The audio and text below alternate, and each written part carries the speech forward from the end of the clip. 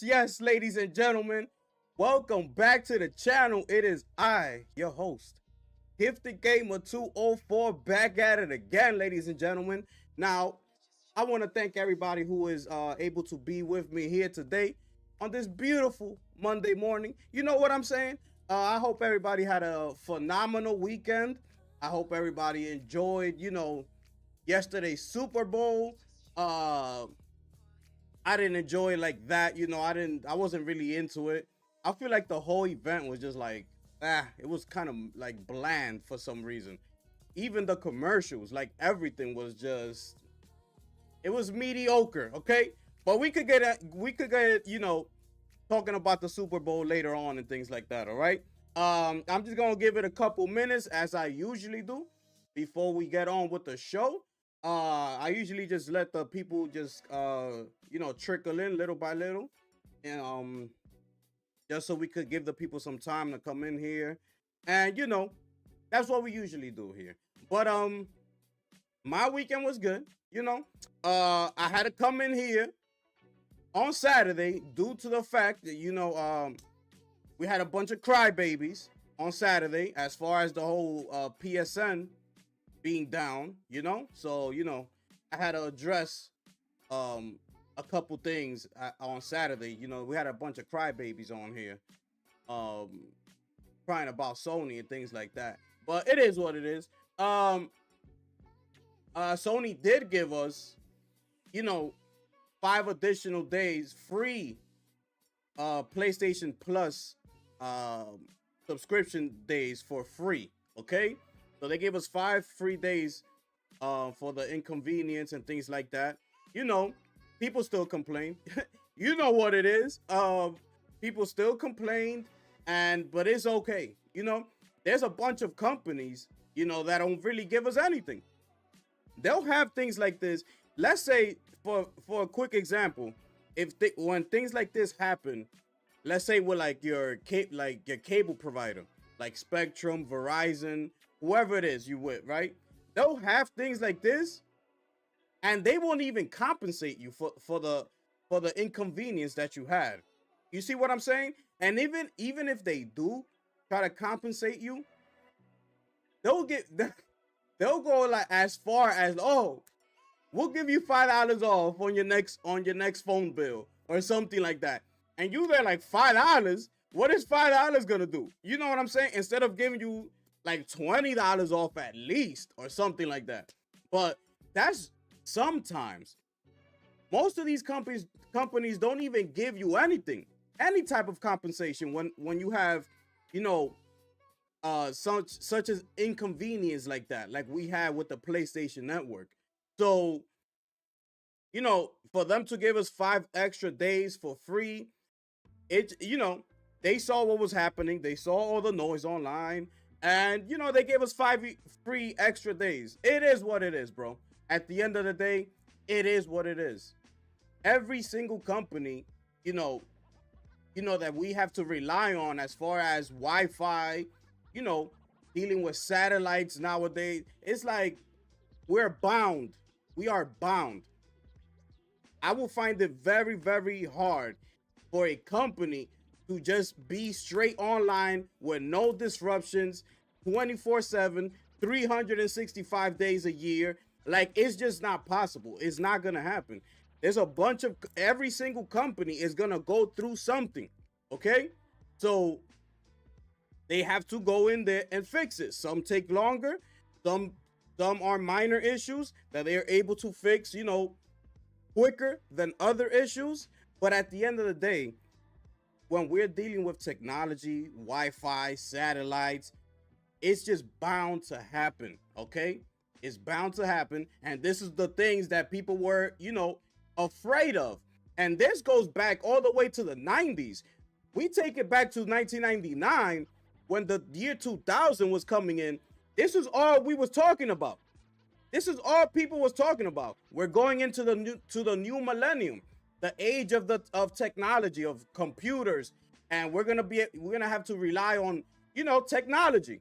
before the year 2000, it was all good. We had, landlines, uh, to get online, to get on AOL. Like, we had to wait until our parents finished using the phone. I had to tell my parents, at 8 p.m., I need that phone line because I got to get on AOL and I got to start instant messaging and doing my damn thing. Those of y'all who came from the 90s, you know what I'm talking about. This is what it was. This is what it was. We had to wait to get on the internet for our parents. Well, I'm saying myself because I was young. I was younger at that time. So I had to wait for my mom to get off the phone. Okay, to get off. And she could not use, once I get in AOL, she can't use a phone. Because the minute she picks up the phone, my AOL goes down. My internet connection goes down. We can't use, we wasn't able to use them both at the same time. It was one or the other. So that's why we always used to set a time. Like, all right, everybody get on AOL. We're going to be on at 9 p.m. Bet that's what it is. That's what we going with. That's what we had to go through. Okay? The year 2000, now we're leading up to the year 2000. Is the year of the millennium. Technology is going to start, picking up. So they was letting us know then, like, listen, this is the direction we're moving in. We're going to have to start relying on all this technology and things of that nature. And it brings us to this point. It brings us to the type of situations that we just came across on Saturday with PlayStation. It's going to happen. It's going to happen to all of the companies, not just PlayStation. Okay? And if you was with me on Saturday, you will know, because I showed you the chart, okay, of all the companies that had the most outages in 2024. And guess who was up there? Okay? Guess who was up there? Your people's Microsoft and your other people's Xbox. They was both up there. You see what I'm saying? They were both up there. So that's what we going with. That's what we going in. And salute to my brother, SN Kev, ladies and gentlemen, stepping up in the building. Salute to you, my brother. Dímelo, ¿qué es lo que? ¿Qué es lo que? Tú supiste, ¿verdad? Estamos aquí a las 2:30. ¿Tú supiste? Hey, I came to shake up the world. You feel me? I know you used to see me later on that night, but I'm trying to be here, my new routine. This is what I was really aiming for. You see what I'm saying? But I wasn't able to because I had to get all my things together, sort out my schedule and things like that. But guess what? I'm here, ladies and gentlemen. I'm here. Salute to everybody that's in here. Salute to Silverback in the building. Bots need something to complain about. That's straight facts. Salute to my brother, Muhammad, stepping up in the building. Salute to my brother. We here. It's 12:30, midday, ladies and gentlemen. This was the time that I was always aiming for. This is it right here. This is my time. This is my time, ladies and gentlemen. Oh, yes. Watching before work, my brother Miley. Stepping up in the building, ladies and gentlemen, just like that. Appreciate you, bro. New God of War news is interesting. Oh, we're going to get into it. We're going to get into it. Yes, yes. I just had to give it a couple time, a few minutes and things like that before I start the show. You feel me? And I had to address real quick, the whole PlayStation Network thing being down. The energy, you saw the energy that was there when it went down. You understand? The energy was crazy. But then the system comes back up and everybody's hiding somewhere. Where's the energy as far as, PlayStation Network actually coming back online as opposed to when it went down? You see where I'm going? It's like these people, I don't understand. These people just they just want the attention for some reason. And it's like, if you have that type of energy to do it when the PlayStation Network went down, have the same type of energy when the PlayStation came back up. Okay? It's that simple. And also, when things like this happen to other companies, keep the same energy. Because I showed you in the chart, it happens way more often with Microsoft than it does with PlayStation. It's on the chart that I showed you on Saturday. It's on the chart. Okay? All you gotta do is go look. Okay? But yeah, Mally, you know, I had to address that real quick. So salute to everybody who was with me on Saturday. We did do a live stream playing Helldivers 2. I was playing Helldivers 2, you know, with some of my supporters as well. So we was up in there with the official 1-year anniversary of Helldivers 2. Okay, so we was getting it popping on Saturday night. It was a good stream. I have it up on my channel. There's also some interesting news coming out of Helldivers 2, because real quick before I start the show, I'm just gonna mention this. There was a few people that I was watching, and they got invited to the Helldivers headquarters, Arrowhead headquarters. You see, they flew some of these people out there to Arrowhead Studios, okay? They flew them out, being that it was the 1-year anniversary of the Helldivers 2 release, and they had a lot of interesting things to say. Now, they didn't want to spoil everything due to and they didn't have any NDAs. These people didn't sign no NDAs. It's just that type of respect that they have for these developers. So they didn't want to spoil any type of secrets. They didn't want to leak anything. But all I'm gonna say is that he said about Helldivers 2, he said that they asked him specifically that the type of material that they see coming down the line for Helldivers 2, okay, would you consider it being like game of the year type level of content? And he said yes. That what he saw, what he sees coming, that if that plan that they told him actually comes to fruition, that he could see that as a possible game of the year type, you know, update coming into the game. He didn't say what it was because he didn't want to spoil the beans, but you know, he's popular when it comes to the Helldivers 2, you know, game. He's put in tremendous amount of hours. He had like over 2,000 hours in the game. That's what his channel is about. It's like Helldivers and things like that. So, you know, he's a professional at the game. That's what he does. That's his channel. That's what his channel is based off of.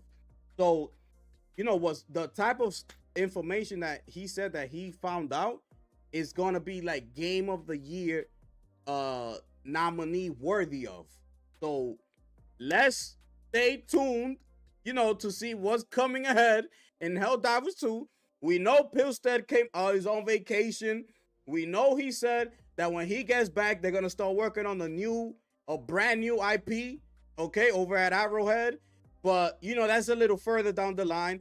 We need to stay right here. We need to focus right here. We need to see what they're gonna bring us with this update in Helldivers 2. So we gotta, you know, keep an eye out on that one. All right. All right. So I just had to clear that up real quick, just to let you know what the word is out in the streets. You know. So yeah, we're gonna start the show. I'll be real. The only issue I have with it is that people paid money for the service. If it was free, it will be different. And I mean, look, I understand. You know what I'm saying, Kev? I get it. You know, we're paying money for these type of things, but it's like, bro, it's gonna happen with everything. And I'm gonna get into a topic later on, right? About the 5090 graphics cards and things like that. Look at what's happening with that. We're dealing with technology. We're dealing with like everything I was saying at the beginning of the show. Things like this are gonna happen. That's why when people are saying they expect robots and AIs to take over with non-humans,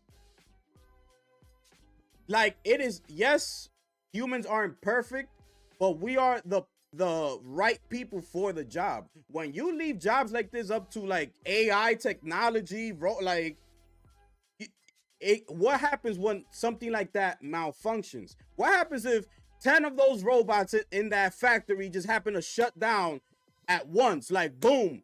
And people have to come in here, fix them up, see what's going on. You're going to need humans to do that. You need humans to do everything. So at the end of the day, we dealing with technology, and it's going to happen. That's what I'm saying. Yes, we pay the money, but we pay the money for everything. Like it happens with Xbox, it happens with Microsoft, Facebook, anything. There was the chart. I had the chart up on Saturday, and it showed the whole list, of all these companies that have the most outages. And it's like, that's just something that we're gonna have to deal with at the end of the day. Like, whether we like it or not, we have no control over that. If the satellite was to ever shut down, it's gonna shut down. Like, what we gonna do? Yeah, we could sit here and complain. We're gonna be complaining and things like that. Like, yeah, we pay money. We're paying money for Wi-Fi. We're paying money for this, all this, that, and the third. But it's just like, what can we do? You see, what can we do? The only thing that we could do that's in our, it's in our hands, is things that we can actually like impact. Okay, such as a quick example. Okay, like let's say such as Concord.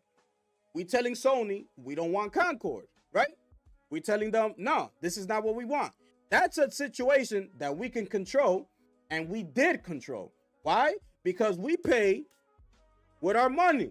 Now, if we don't pay with our money, that situation got shut down. Now, guess what? Sony got to go back to the lab and refigure out what they need to do.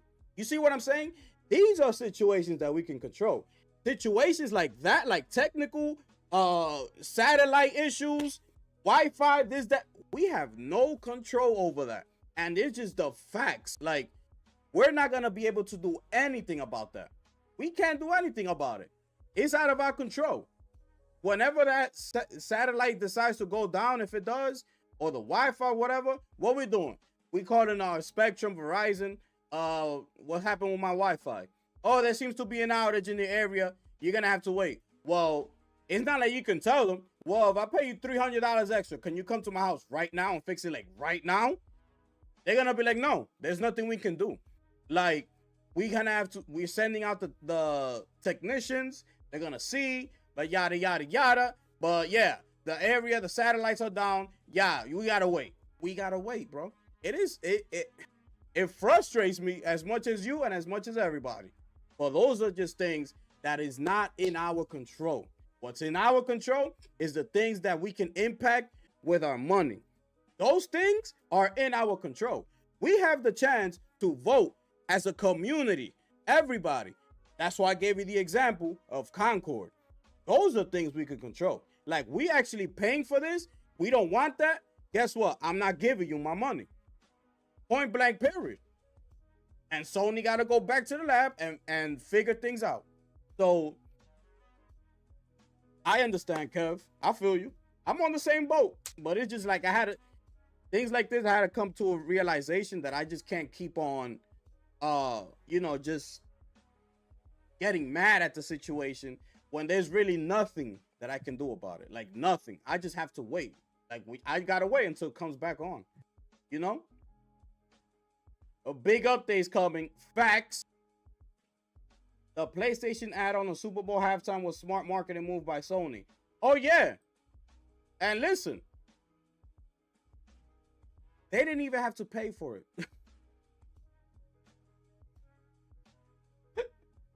Yo, the funniest thing. These companies, for like a 30-second ad, they have to pay to up to like $8 million for 30 seconds of a Super Bowl ad. Sony was just like, yo, put X, circle, triangle, square, put that on the stage, and we're gonna work around that. Remember, Roger Goodell, the commissioner of the NFL, was just at CES with Sony on the stage. Okay? He was just at CES with Sony. This is the commissioner. In case y'all don't know, Roger Goodell is the commissioner of the NFL.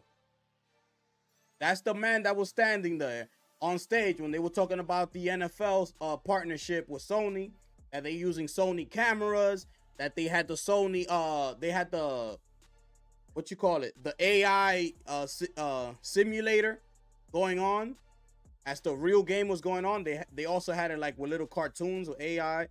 That's him, okay?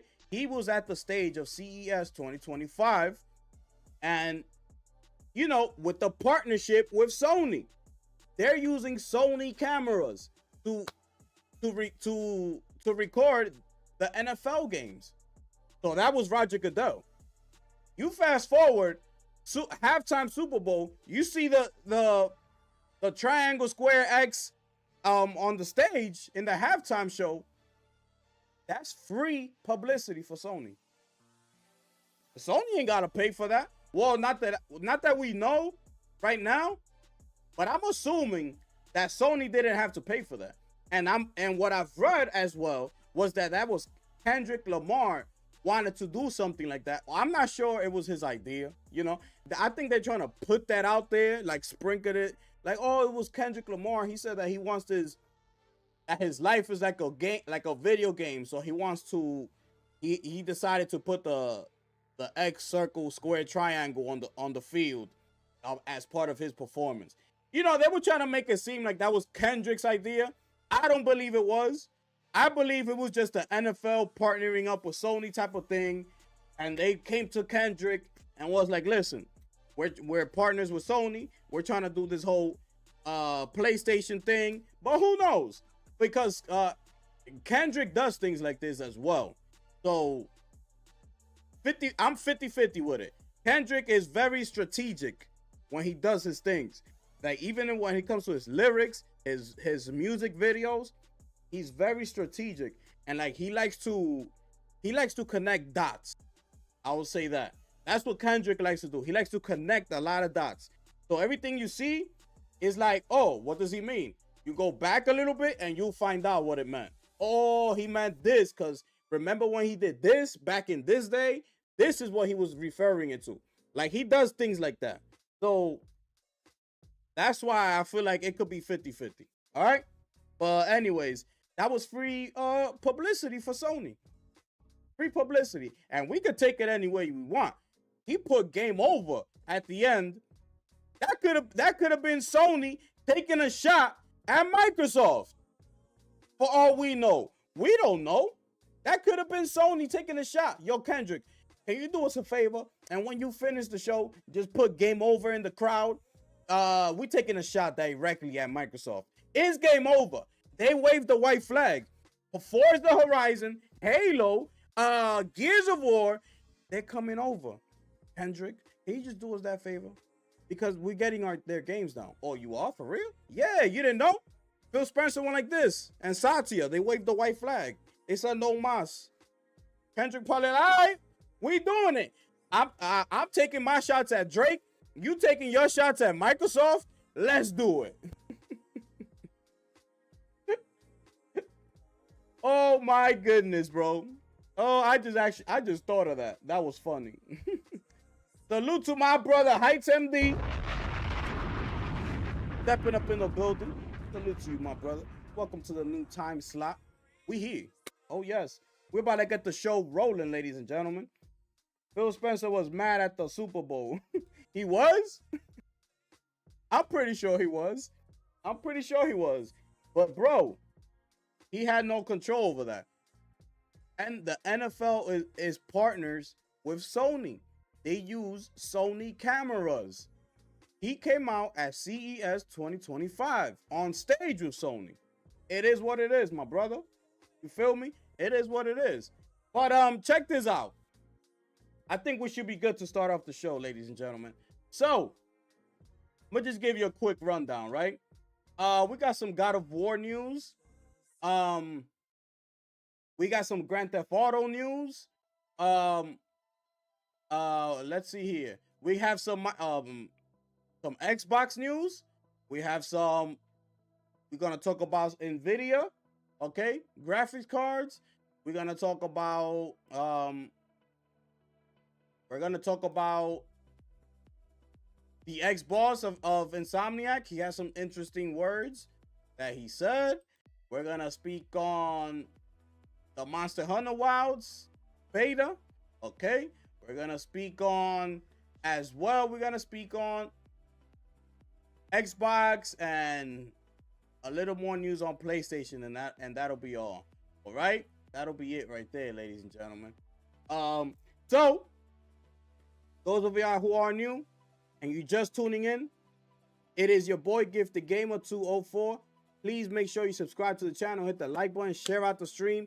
We're about to start the show, ladies and gentlemen. Here we are. So for the first topic of the day, ladies and gentlemen, we're gonna take you over here. Okay, we're going to this is over at the Gamer.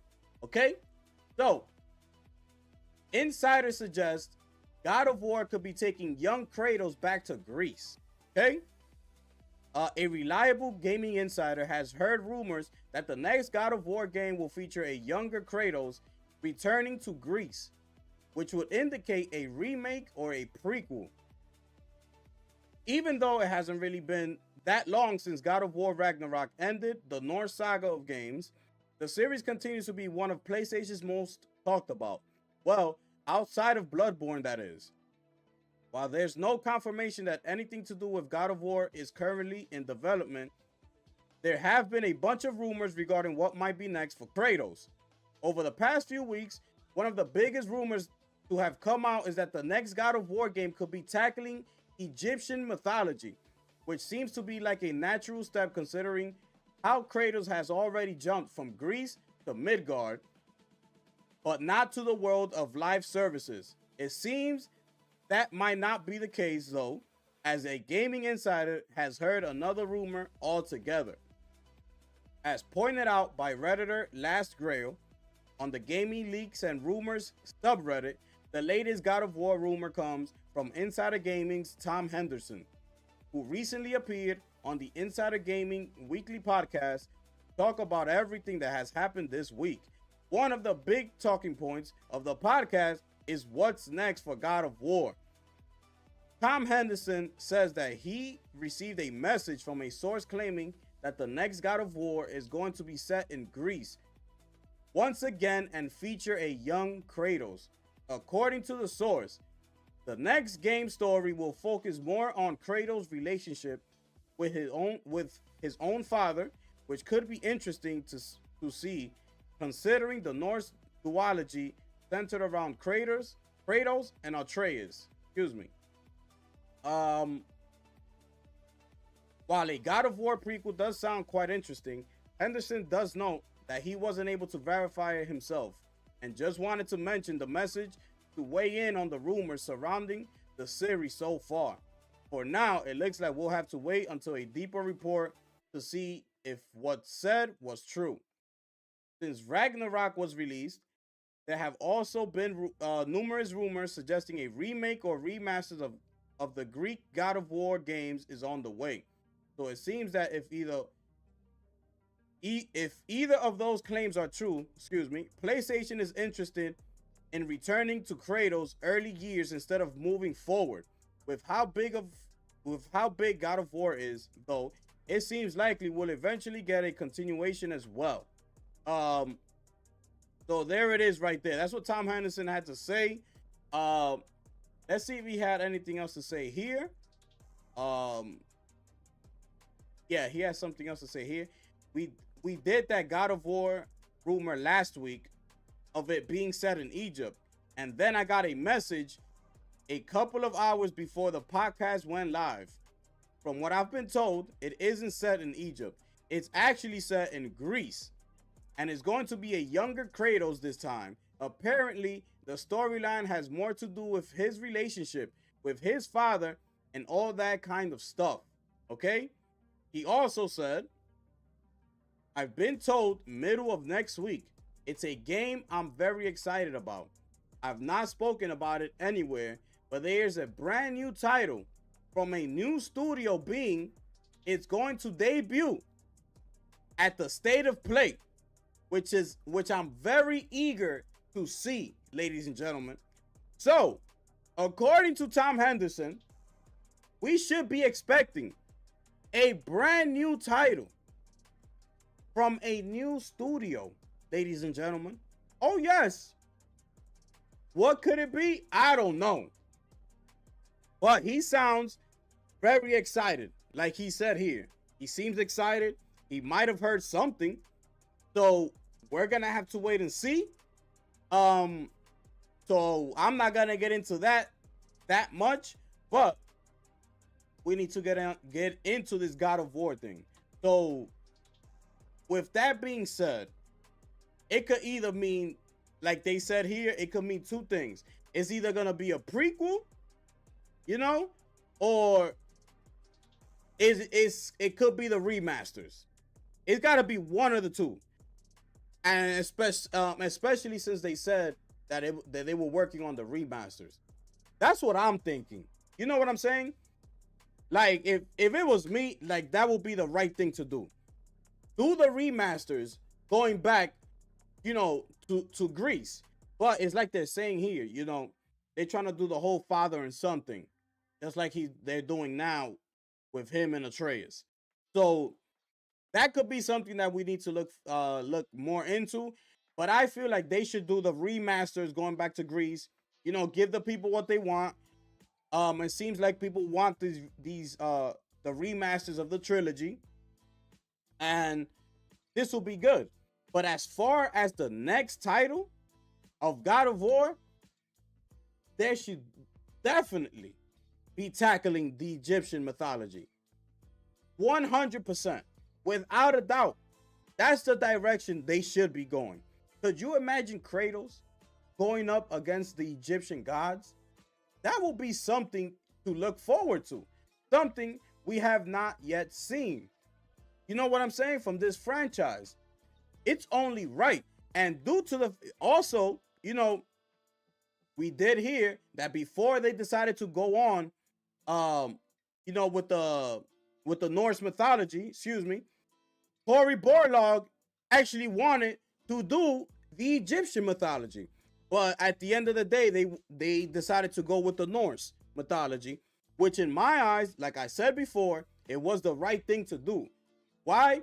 Because due to the fact that the Norse mythology has gotten so popular in today's world. They have a bunch of TV series, movies that are out there. The Norse mythology really, like, climbed up the charts, and they got very popular in today's world. So I feel like that was the right thing to do. Now that he has that world set in stone, okay, we got what we needed to get out of this Norse mythology. It's time to move on to Egyptian mythology. We need to see what's going on over there, because it's gonna be a brand new game. It's gonna be a brand new game. So them going back to Greece as a new game, I don't think is the right thing to do. I don't think it's the right thing to do. I feel like we've seen it already, and I feel like they need to tackle something new, something fresh. It needs to feel fresh, and that's why I keep going back to the Egyptian mythology. Going back to Greece, I feel like people are gonna start saying like, "Oh, we're going back. We've seen this already. We should have just gotten the remasters." You know, I feel like that's gonna be the conversation if they actually decide to take this to go this route right here. Okay. So yeah, exactly, Kev. Exactly. It will be monumental, bro. It will be something totally different. The filter of the game will have to look totally different. Everything about the game. So, and they could go, you know, they could take it back to young Kratos if they want. You know, they could do like or whatever they want to do. They could make it a prequel going back to Egyptian times. They could do whatever they want. Because to me, I feel like they want to bring Kratos back into the mix as, you know, letting people know what he used to be like when he was younger, having all those abilities. So now the Kratos that we're getting now, he doesn't do anything like that. So I feel like they actually want to show that to the people, and nowadays, so it's okay. They could do a prequel of him being young in Egypt. They could do that. Why not? It's a video game. Go ahead and do it. It's okay. You know what I'm saying? So, y'all let me know how y'all feel about this one right here. We still have to wait and see. We're gonna have to wait and see what's going on. Hopefully, the whole Greece thing is just the remasters, and the new official game could actually be, in Egypt. That will be so sick, bro. A young Kratos in Egypt doing, with all the abilities he's used to doing when he was younger, fighting the Egyptian gods. It's gonna be so sick, bro, if they actually do this. Instead of going back to Greece and do I get the whole father and son thing, but we're already witnessing that now. So why just go back and do the same thing? I'm good. Just do the remasters, move forward, do the prequel in Egypt, let Kratos have all his abilities back, and get it popping. Let people know who Kratos is. Let people know. It's the one and only Kratos. Let people know and remind them. You know what I'm saying? So that's all I have to say about that. Now I want to show you this real quick because I did when this news first came out that he dropped it, I did put it on my channel. So I did give him, his props. When I put this news on my channel, it was with him being the source of it. You know what I'm saying? Because it seems like now people are trying to take like his credit away from it. You know what I'm saying? And that's not right. Like if somebody breaks the news, give the credit to the person that broke the news. Okay? Just give the credit and keep it moving. And then go speak your piece, give your opinions on it. But it wasn't you that broke it. Give the credit to the person that brought us the news and then go do what you got to do. So, this was Hip Hop Gamer breaking the news about the young Kratos coming back into the fold. This particular video was the one that I used in my video when I broke the news. I think I have the thumbnail like saying like, oh, I'm coming back with like the young Kratos on the thumbnail. If you go back, this is the video that I actually played in that video. So, he's saying here, he's tweeting at Gaming Boat, at Game Rant, at Push Square, Insider Gaming, Tom Henderson. He's letting them know they did not break this story. And many others, please update your reporting with the link to my video, please. Let's see where the ethics is at. All I ask is for your honesty and courtesy with my correction. So that's what he had to say here, because people are coming out here, like I just read to you, like Tom Henderson and the rest of them who he's mentioning here, trying to take the credit away from him. So just give credit where credit is due. Point blank, period. That's all you got to do. It's not that hard. What's going to happen? Like, what? I don't understand. What is going to happen if you just give somebody who broke the news the credit and then you just go on, right? Just go on as usual and just give your opinion on the matter. That's it. That's all you got to do. You just didn't break the news. Sorry. Whose fault is that?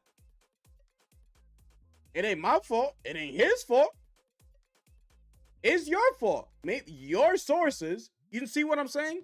Your sources that you have inside, didn't give you the information early enough.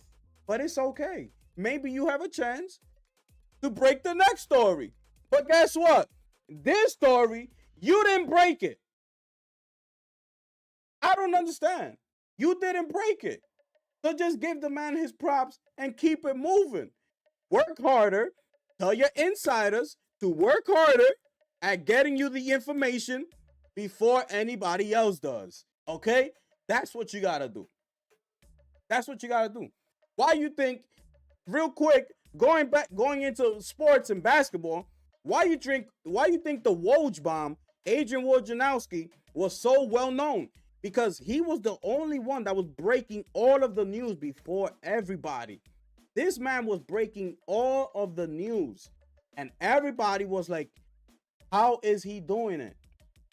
But you know how he's doing it? By working hard, by putting in the work, letting all of his sources know, you know, he's not going to leak any information as to who gave it to him, this, that, and the third.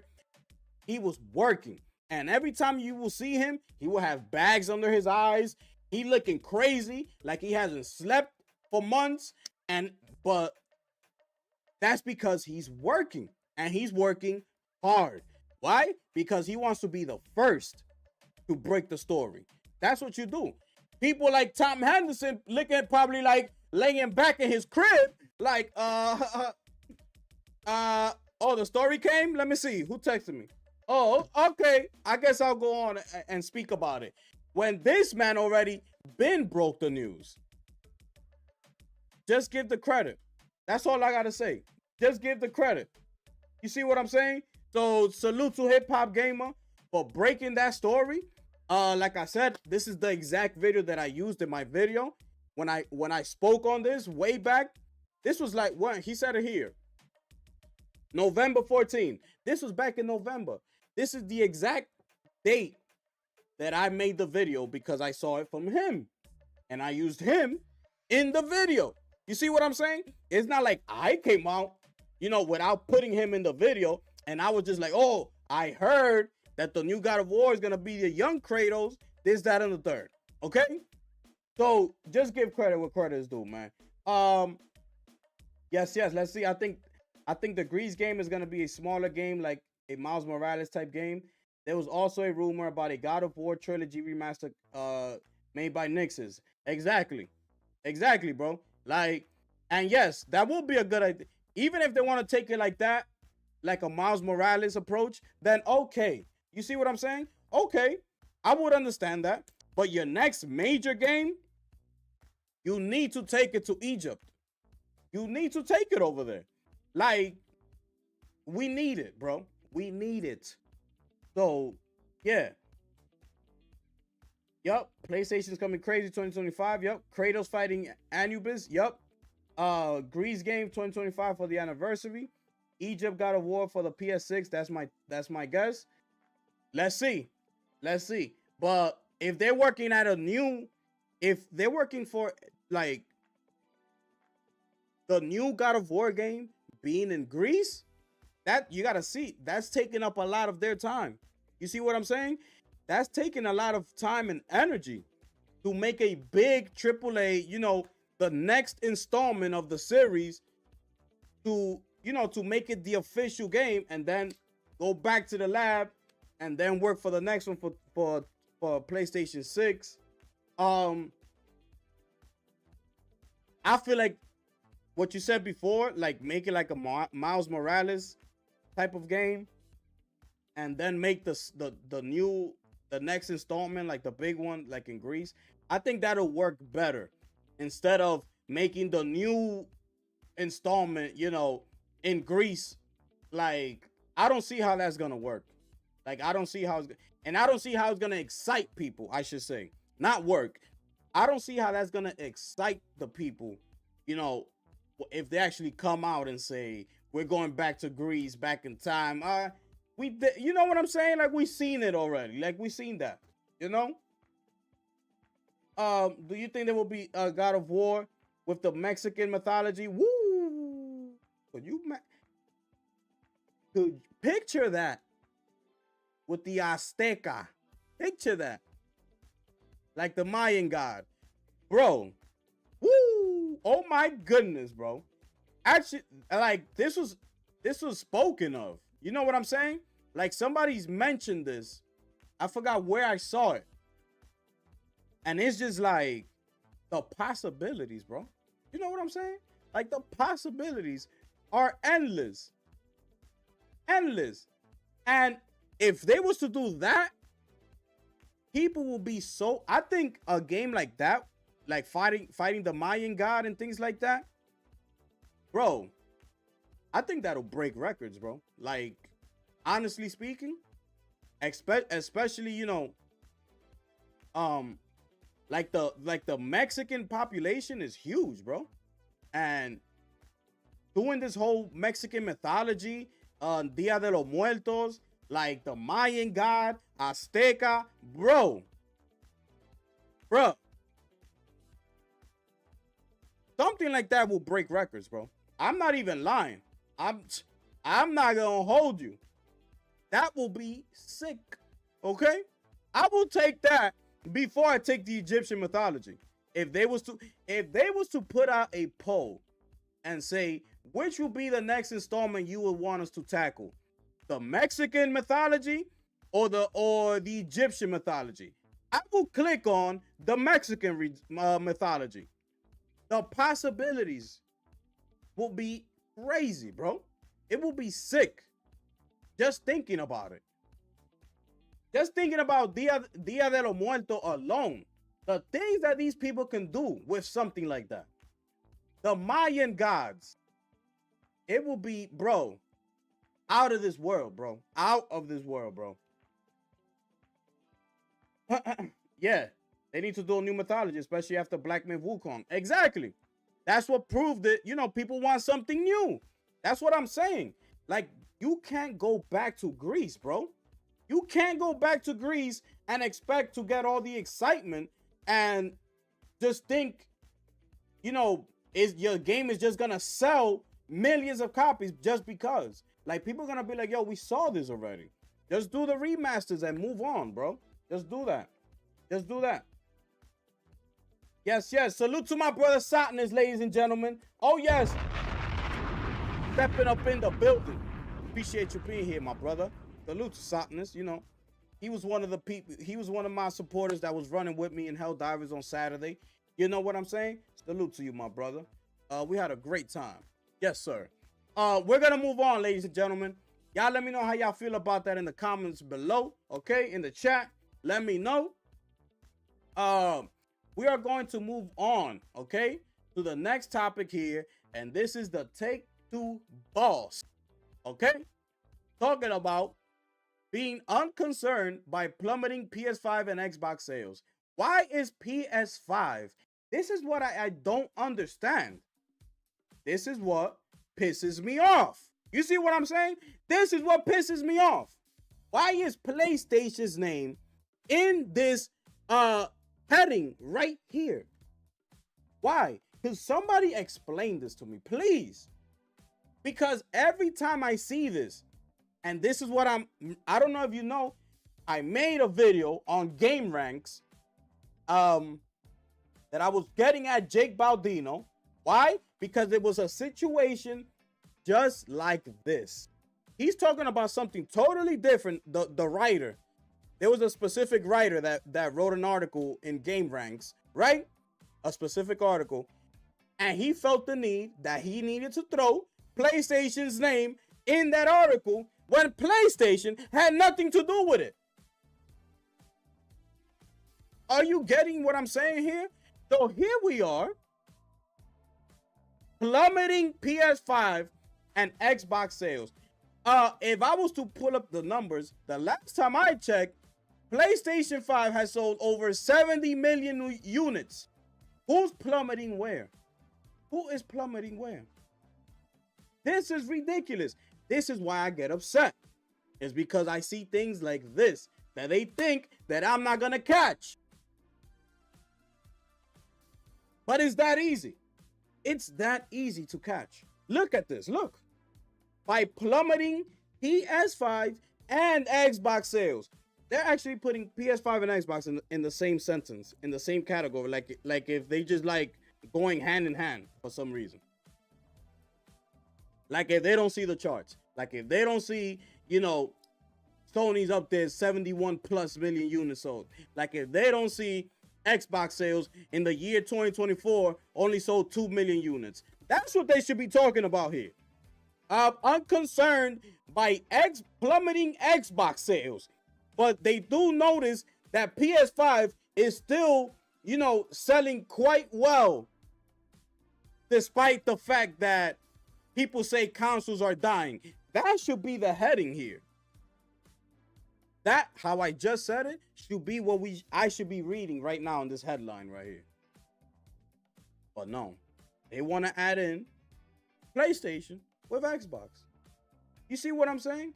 I'm not bugging. I know I'm not bugging. This is ridiculous.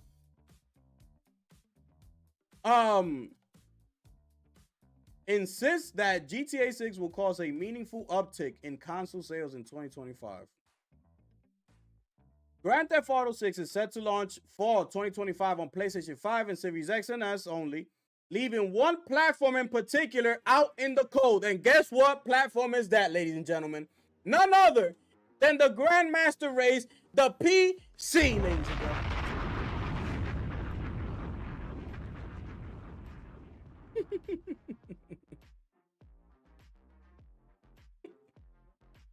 It's an omission in keeping with developer Rockstar's playbook for its previous games, but in 2025 feels outdated. And given the increasing importance of the PC for a multi-platform game success, is GTA 6's no-show on PC is a missed opportunity or even a mistake? IGN put that question to Take-Two's boss, Strauss Zelnick, ahead of the company's recent financial results.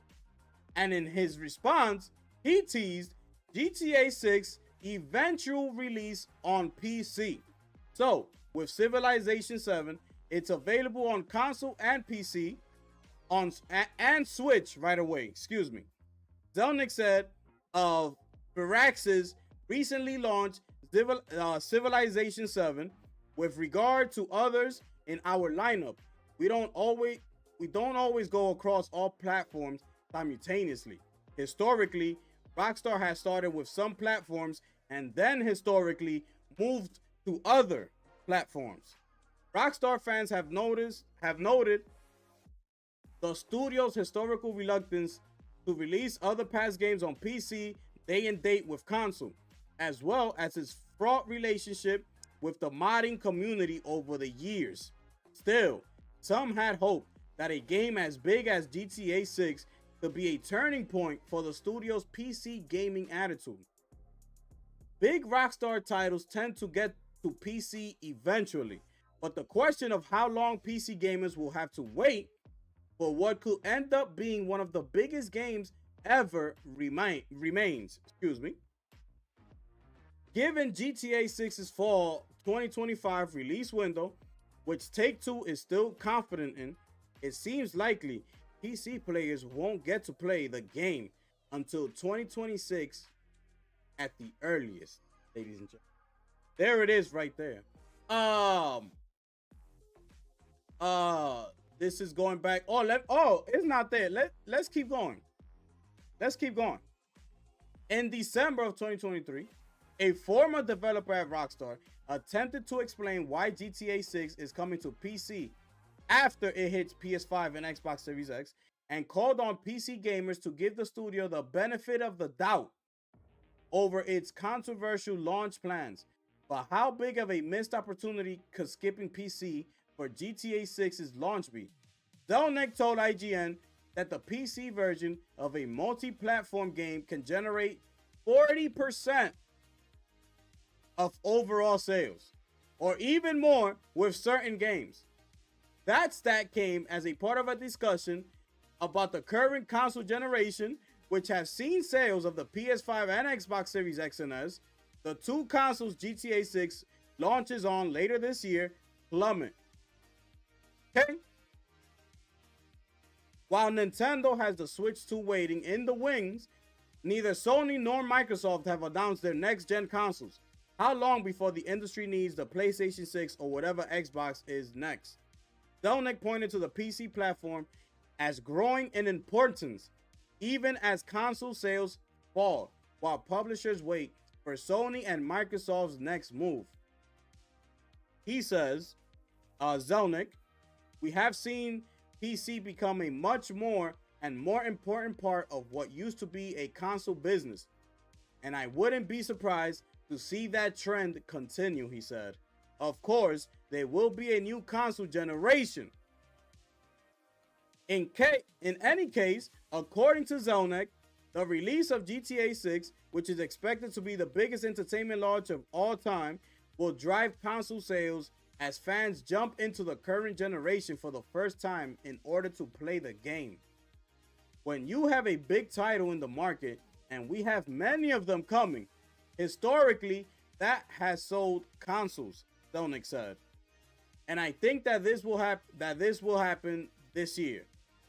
I don't think tariffs are going to be our friend, but I think there will be a meaningful uptick in console sales in calendar 25 because of the release schedule, not just coming from us, but coming from others. So I'm not concerned about that console sales are falling. I think the trend that you want to focus on is this increasing share of the market that is reflected in PC. Close quote. So indeed, many see the PlayStation 5 Pro as a future GTA 6 machine in the hopes it will be the best platform to play the game when it comes out. However, tech experts believe the PS5 Pro probably won't run GTA 6 at 4K 60, ladies and gentlemen. So there it is right there, okay? Now, okay, they went back to the whole plummeting sales. I already said my piece on that. And of course, I'm not sure if this was anywhere else, but of course, it's IGN. This is an article at IGN. So, I don't expect any less from these people, to be trying to throw shade at PlayStation. Like, I just don't expect anything less from them. Them talking about their console sales plummeting, when in reality, the only one that is plummeting is Xbox. We saw the Switch was doing phenomenal. Even though it's an 8-year-old console, it was still doing phenomenal. And the PlayStation was another console that was doing phenomenal in sales. So the only one here that's plummeting is Xbox. So I don't understand this whole PlayStation deal being associated with the word plummet. I don't understand that. But anyways, right? Let's move forward. They're here talking about that they could lose up to 40%. Where is that thing at? 40% when it comes to them not releasing the game day and date, as far as on PC as well as the consoles. This is what they're saying. But they fail to remind everybody, okay? Because I'm going to take you here. They fail to remind everybody this just came out.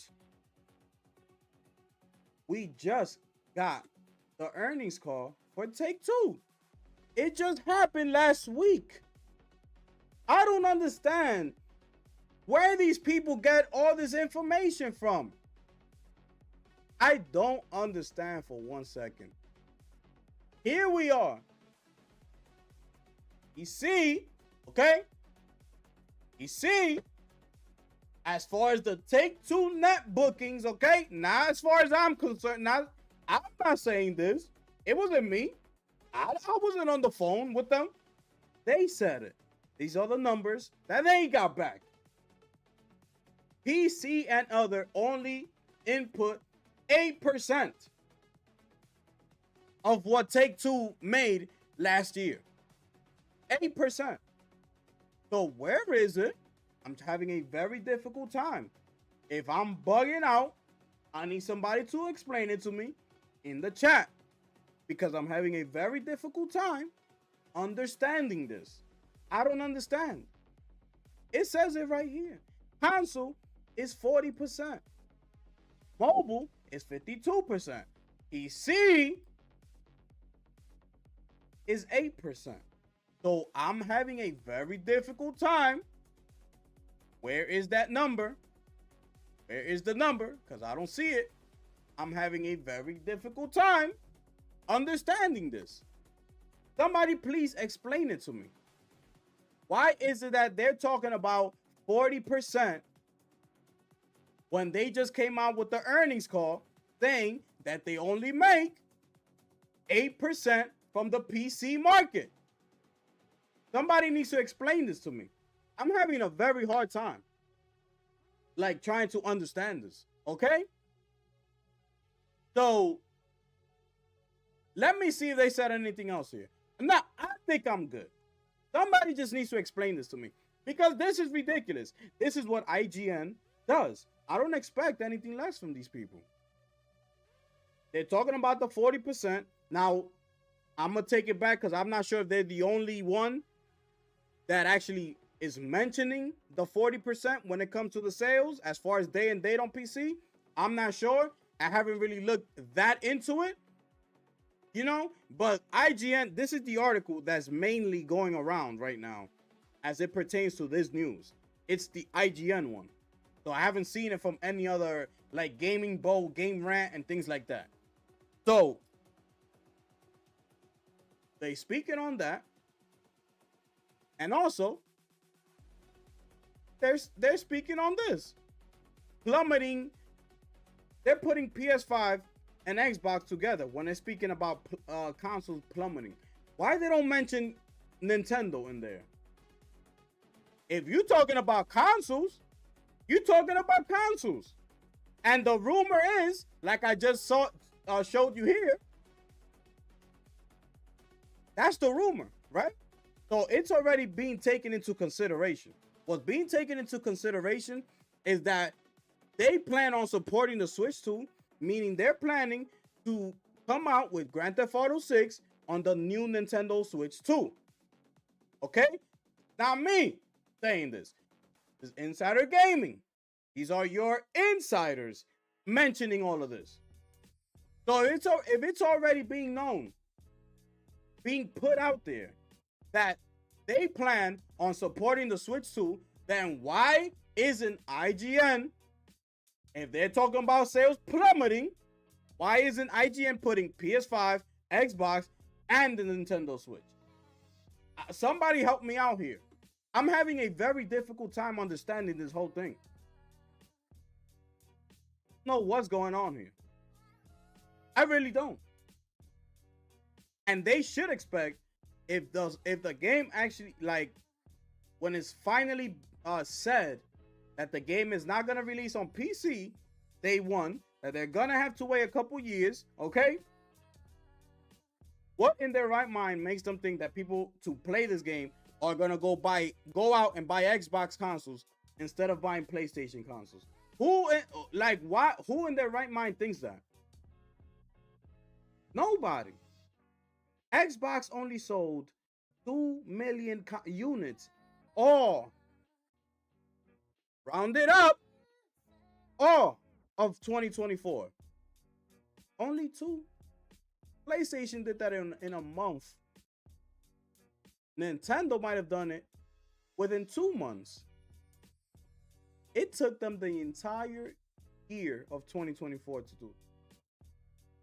And it's already being rumored that this year they're expecting to sell even less.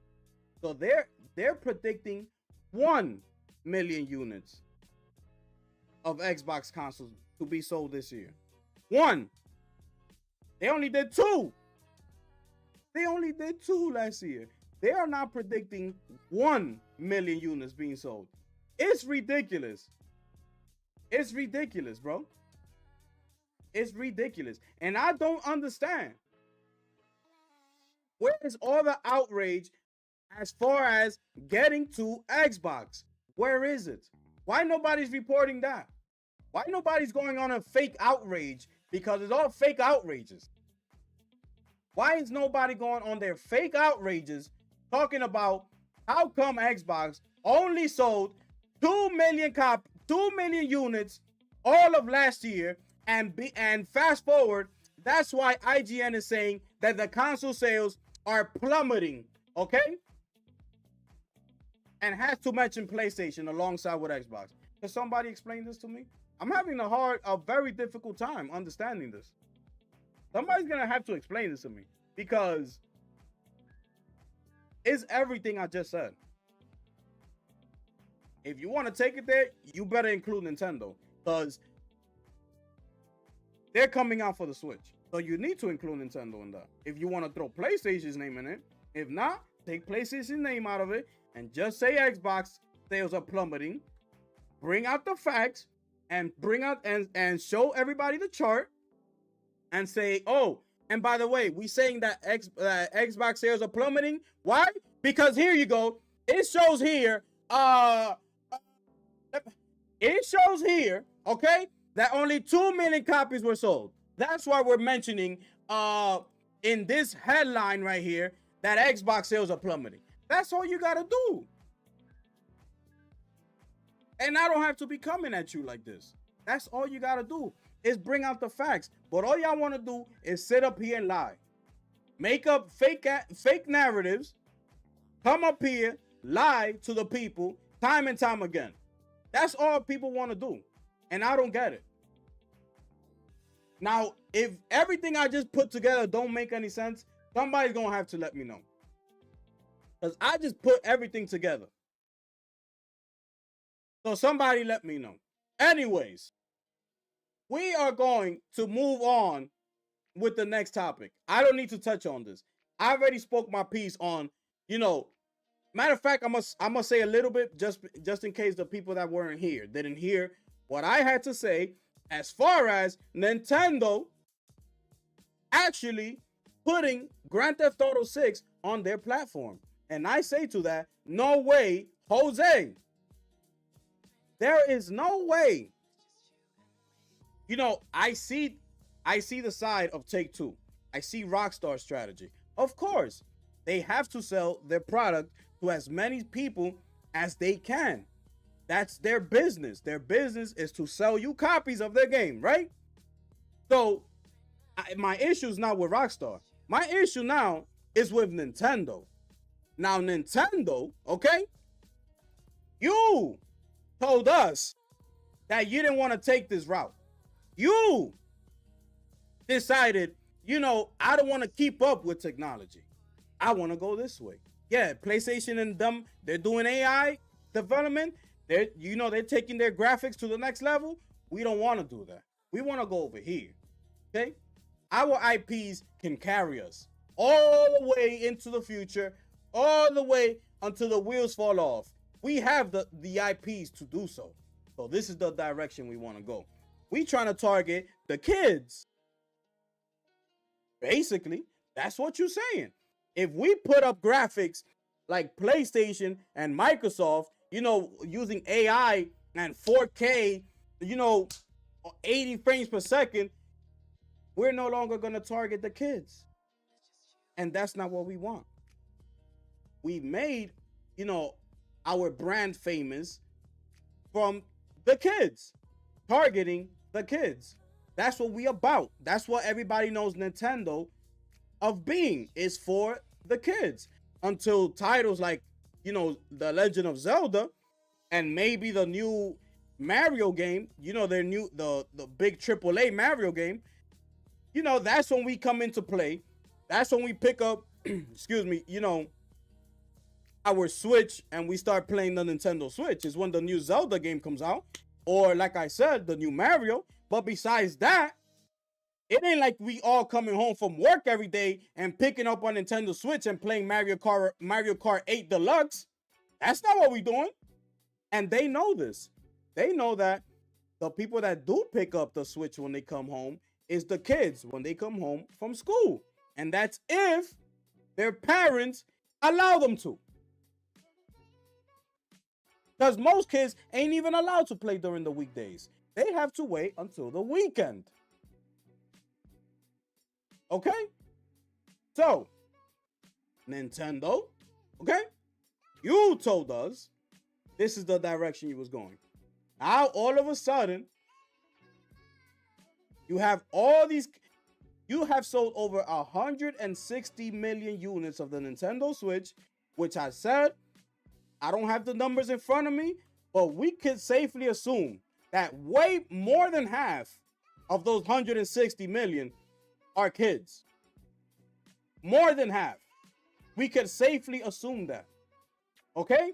So now you're going to come and being now that you finally giving us a new system, new specs is all rumors. Because, by the way, you still haven't come out and told us the specs of the new Switch, which you had the chance to, but you said, hey, this is just for you to shut up, be quiet. Yes, we do have the new Switch, but you still gotta wait till April. But anyways, now that you have this new Switch, you coming over here, and now you potentially bringing a game like Grand Theft Auto to your platform. Somebody help me make sense out of this. Because those of you who know, I don't even need to speak on Grand Theft Auto. You know the type of things that you can do in a Grand Theft Auto video game. You know. I don't even have to speak on it. And that's a game that came out over 10 years ago. Imagine where this game, the Grand Theft Auto 6, is going to take you. Just imagine. Picture it in your mind, everything that you can do in Grand Theft Auto 5.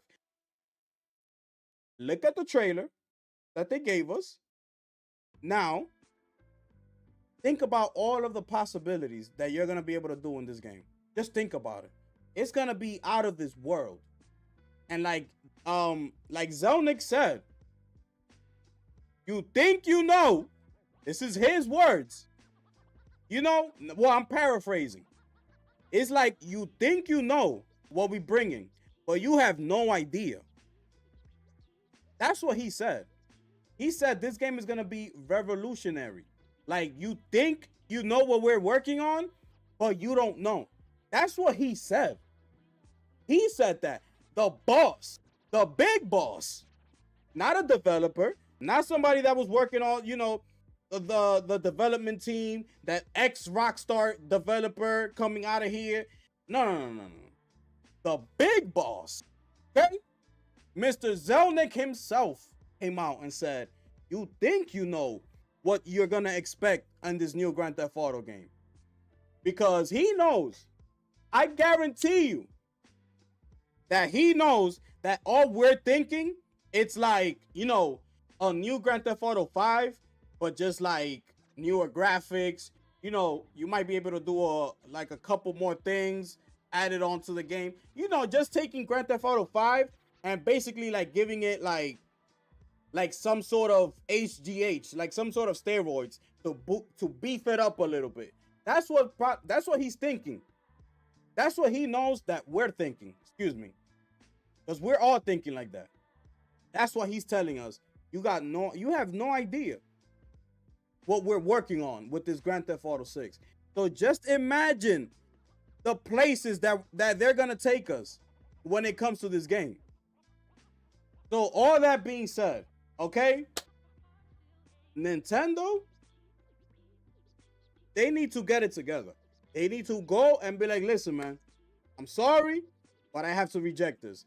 I can't accept this type of game on my platform. We have a bunch of kids, you know, they don't even buy their own systems. The majority of them, their parents buy them the systems. So that being said, that means that they're kids. The majority of them are kids.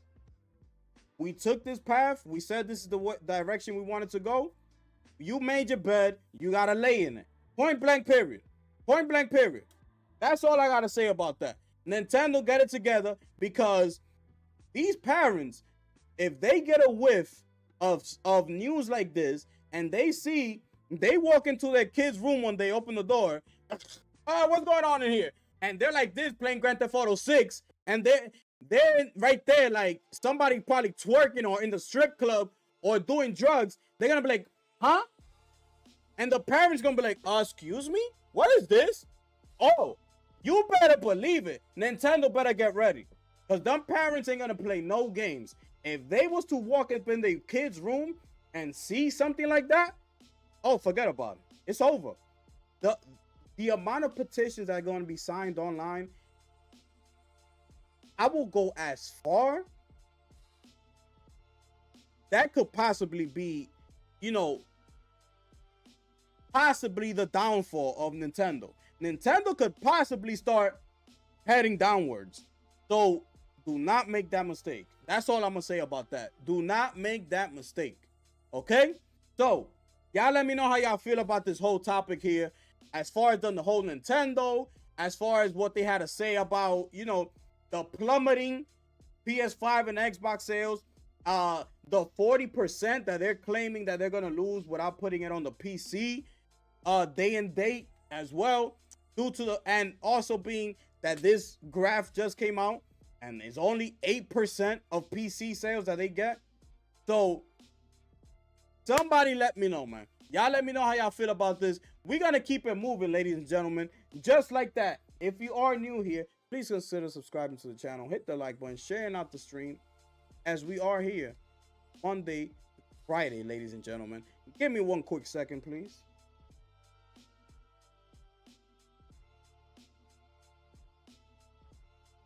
Okay, ladies and gentlemen, we're gonna move on. Here we go. Here we go. Yes, yes. Salute, bro. I just subscribed to the channel. Keep up the good work. My brother Spider G. Woo! Salute to you, my brother. I appreciate him. Just like that. Y'all throw some fire emojis. This is how we do it in my channel. See what I'm saying? Y'all throw some fire emojis for my brother Spider G, who just became a new subscriber of the channel, ladies and gentlemen. This is how we do it over here, my brother. I keep it 100. I keep it real all the way through. Okay? That's just what I do. That's just what I do. Some people like it, some people don't. But it is what it is. I just gotta speak my truth, let you know how I feel, and that's it. That's all I could do, my brother. So thank you so much for subscribing to the channel. I appreciate it, my brother. Yes, yes. Y'all throw some fire emojis up for my brother Spider G. Once again, I'm dropping the flex bomb. Once again. Brother. Let's keep it moving, ladies and gentlemen. And my brother NG the Atheist, oh yes. See it, my brother. Oh, he's in the building, ladies and gentlemen. Yes, yes. Appreciate you pulling up, bro. Here we are. We're moving on. We're moving on. Okay? Xbox is not allowed. No, no, no. You can't touch. Oh, no, no. You're not allowed in here.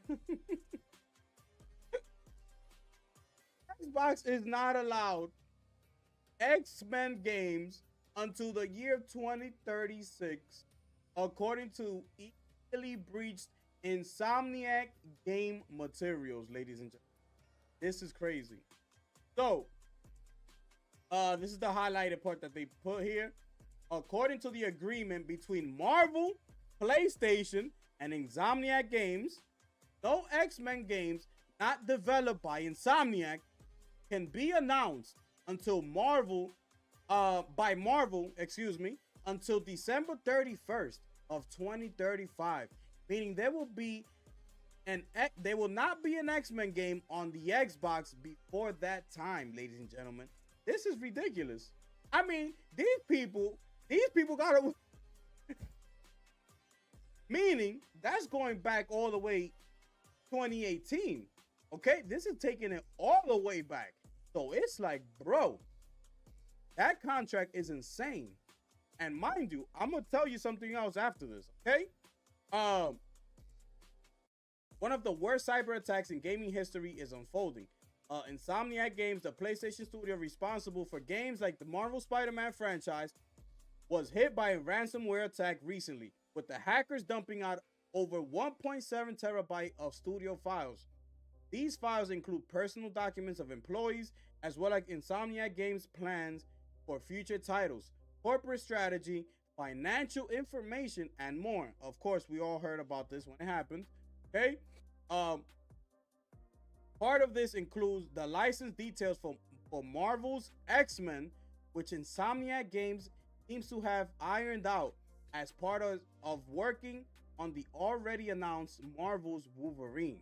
According to the terms, which Windows Central has viewed, Insomniac Games is given full license, okay, to work on X-Men games through December 31st, 2035. Until that time, Marvel cannot announce any new X-Men games for consoles, Windows PC, or cloud gaming services. Just in case. During this time, X-Men characters are allowed to be used in multi-family team-up games, such as a future Avengers or Guardians of the Galaxy titles, ladies and gentlemen. X-Men characters cannot be used as a competitive advantage for Xbox, such as having Wolverine exclusively available in the Xbox version of the game, ladies and gentlemen. My goodness, bro. It's already known, like they said here, right? In the leaked files. We saw the timeline, we saw the potential future of games that they said that they were going to come out with. Bro, this means Insomniac is really going to start working on an X-Men game.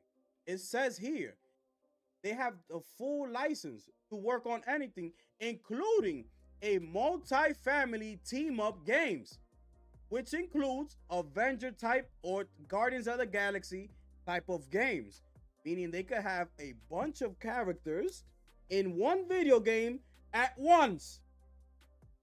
That's what that means. Bro, could you imagine the possibilities?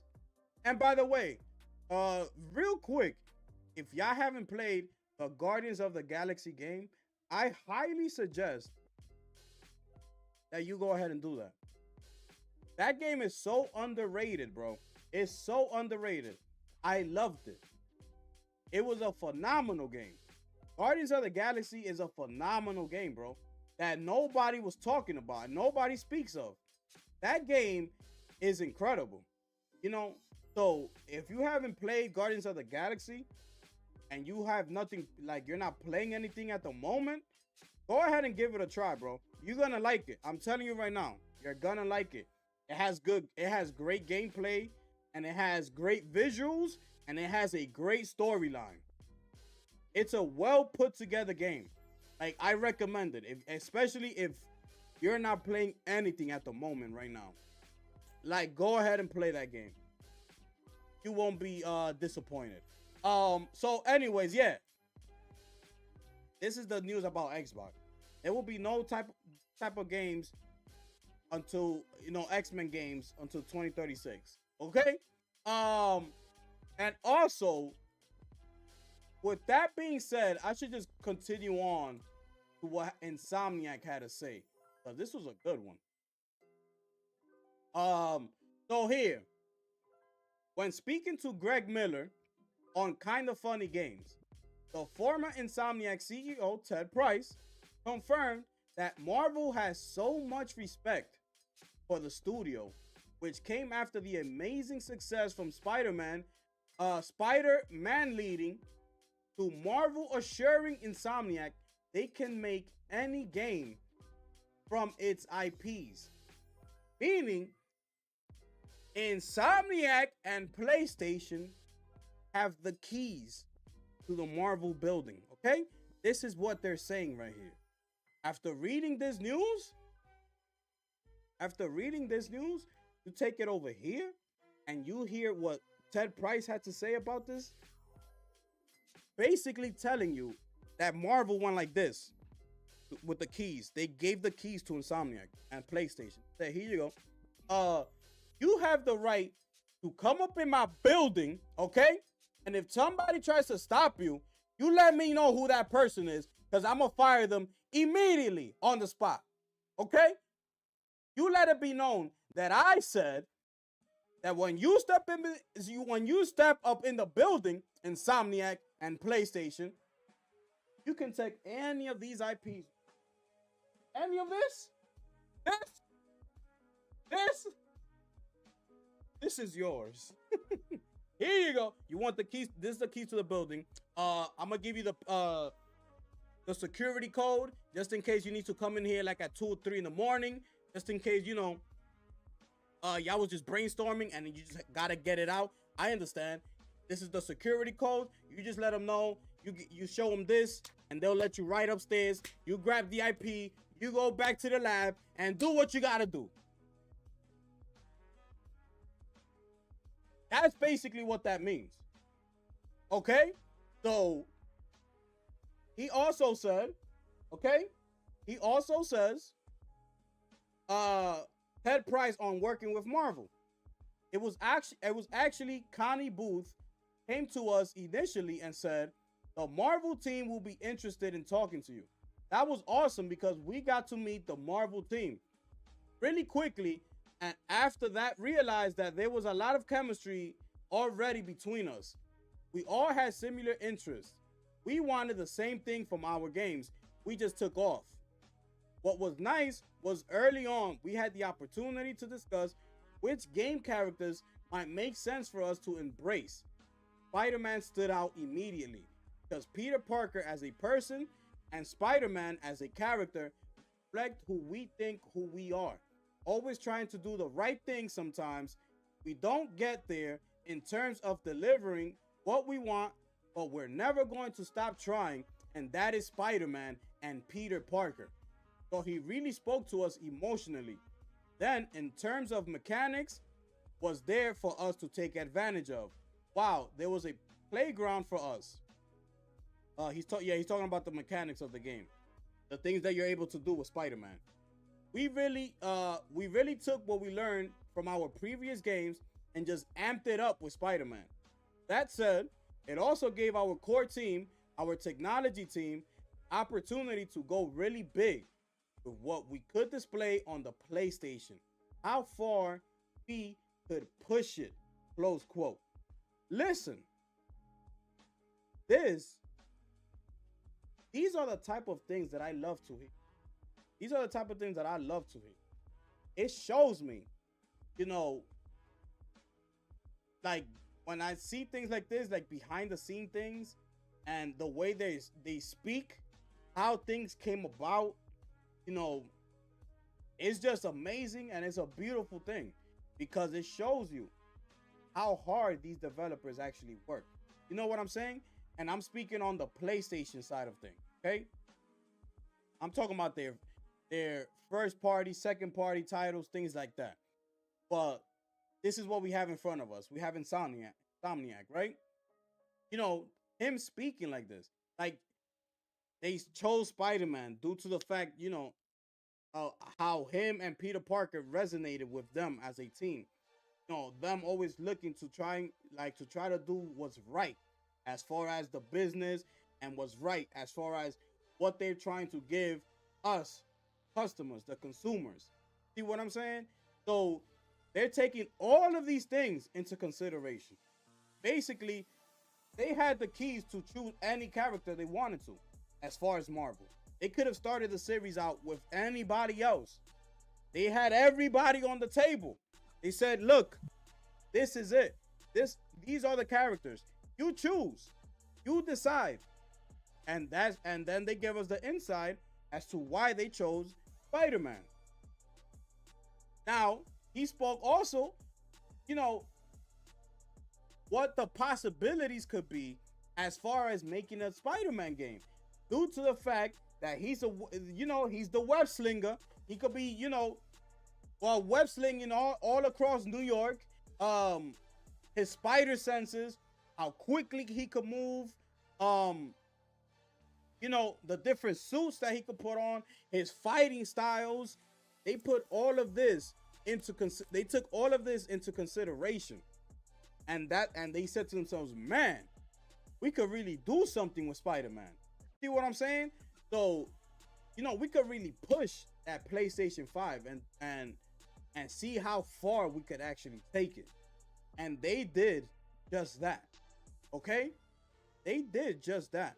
Especially with Spider-Man 2. Spider-Man 2 was phenomenal. It was crazy. The things that just with the wings alone, bro. Just with them introducing to us the wings and him actually like flying throughout the city, it took the game to another level, bro. It took it to another level. You see what I'm saying? And it just like, it bugs me because it's like, bro, look at the things that they're doing. And it's like, you see that, and then you look at, DC, and it's like they have Superman, things of that nature, and it just makes you wonder, like, bro, you can't come up with a Superman game. You see what I'm saying? But here we are with Insomniac, with Spider-Man. They actually give him wings, and he's actually like flying. So it makes you wonder, like, if they could do it, why haven't you done it yet? Because they're probably trying to make it seem to people like it's a hard thing to do because, you know, he has to fly all over the city or whatever it is. But, bro, Insomniac just gave you the blueprint. They just showed you right now, you know, what it will take for you to make somebody like fly across the city, such as Superman and things like that. You see what I'm saying? And it's not like it was the first time. We've seen this before. Even Batman does it in his games. You see? So it just makes you wonder with things like this. So, but yeah, these are the type of things that I love to hear. You know, they show us how, you know, into it they really were. You know, the support, because they also spoke of PlayStation giving them that full support as well. This shows you why. Look, I'm gonna read to you this article right here, right? This is over at PSU. So this is part of that same interview he did with Kind of Funny Games. Okay? So this is him. This is CEO of Insomniac Games, who recently announced he is retiring next month, has said during the chat with Kind of Funny Games that the most stressful period for the Ratchet & Clank developer was after it decided to move away from working exclusively with Sony. Okay? Pay attention. Pay attention. Because people always throwing shade at Sony. And look, here is the CEO of one of the most successful game studios in Insomniac Games coming out speaking on how important it was working with being under the Sony umbrella. And he's not the only one that has come out to speak like this highly of PlayStation and Sony. He's not the only one. Because the most recent one that I spoke to you on was, I believe it was Arrowhead, when they came out and said how amazing it was working directly with Sony as far as creating the Helldivers 2 game. Remember, I spoke to you about that. Them coming out saying that Helldivers 2 would not be the game it was today if it wasn't for Sony stepping in and giving them the resources, giving them the additional funds that they needed to make the game actually great. Make the game what it is today. Okay? Remember, I told you that. So, let's head over here. Insomniac started out developing many of its titles for PlayStation hardware as a third-party studio, including Spyro the Dragon and Ratchet & Clank, but in 2010 decided to branch out by working on multi-platform games. SIE later acquired the company in 2019. So he says, I think the most stressful period was when we had moved away from working with Sony, and we were getting comfortable with working with other partners who had completely different approaches than we did. I think we have become so compatible with Sony in terms of our approach and philosophies that it was a little bit of a shock and took some adjusting to work with our approach and philosophies, that it was a little bit of a shock, mentions again. And it took some adjusting to work with other publishers, and that can be distracting when you're trying to get games out the door. I think for every developer-publisher relationship, it takes time to mature and to get to a place where both parties are comfortable. And during that period, we weren't working as closely with Sony and we didn't give it enough time. Didn't give ourselves a lot of time with these other publishers before we ultimately went back to Sony. But at the same time, I think we knew what we were looking for, and we knew that from the beginning. We had the best and most compatible partner. We had always been Sony. So that's what he had to say about Sony, okay? So, with that, tying all this up together, tying everything up, as far as this interview went with Kind of Funny Games, it just proves to me even more how great of a company Sony and PlayStation is. Showing us that even though that they could have hiccups here and there, they could mess up here and there, it doesn't mean that they're trying to put, their best foot forward in trying to deliver us, greatness and potential greatness, and taking a risk as what could be, like I said, greatness. So this just proves it all right here. They stepped away from Sony. He said it. They stepped away, trying to branch out, trying to be its own big major, development team, and started working with different publishers. And they quickly saw, I'm pretty sure it was like this, the minute they walked into, business with another publishing team, I'm pretty sure it went just like this for them to realize, oh no, this ain't it. This is nothing like what we was getting with Sony. This is a completely different feeling. I mean, we're gonna have to go back to Sony. Like he must have thought of that in an instant as soon as he started working with a different publishing. That said it all. That said it all right there. The type of relationship PlayStation and Sony has with, all these different types of people, it just shows it. It shows it, and he showed it himself, and he said it. So there's nothing like working with Sony. There's nothing like it. That's why when I was mentioning Square Enix and them coming to PlayStation, telling them we don't want to be exclusive anymore. 3 million copies sold in one console is not enough, according to Square Enix. They want to move on. Remember, that's what I said. I said, go ahead. If I was Sony, I would say, okay, go ahead. Leave. They've seen this story before. It's right here. Insomniac. They saw the story happening already. Insomniac did the same thing. They wanted to branch out. They wanted to leave. Go right ahead. What did they do? They keep coming right back to Sony. We need to come back. It ain't working out for us out there. We thought the grass was greener, but guess what? It's not. We need to come back. And here we are. Next thing you know, Spider-Man is here. And next thing you know, Ratchet and Clank Rift Apart. Next thing you know, Miles Morales. Next thing you know, Spider-Man 2. Next thing you know, we might get a Wolverine game.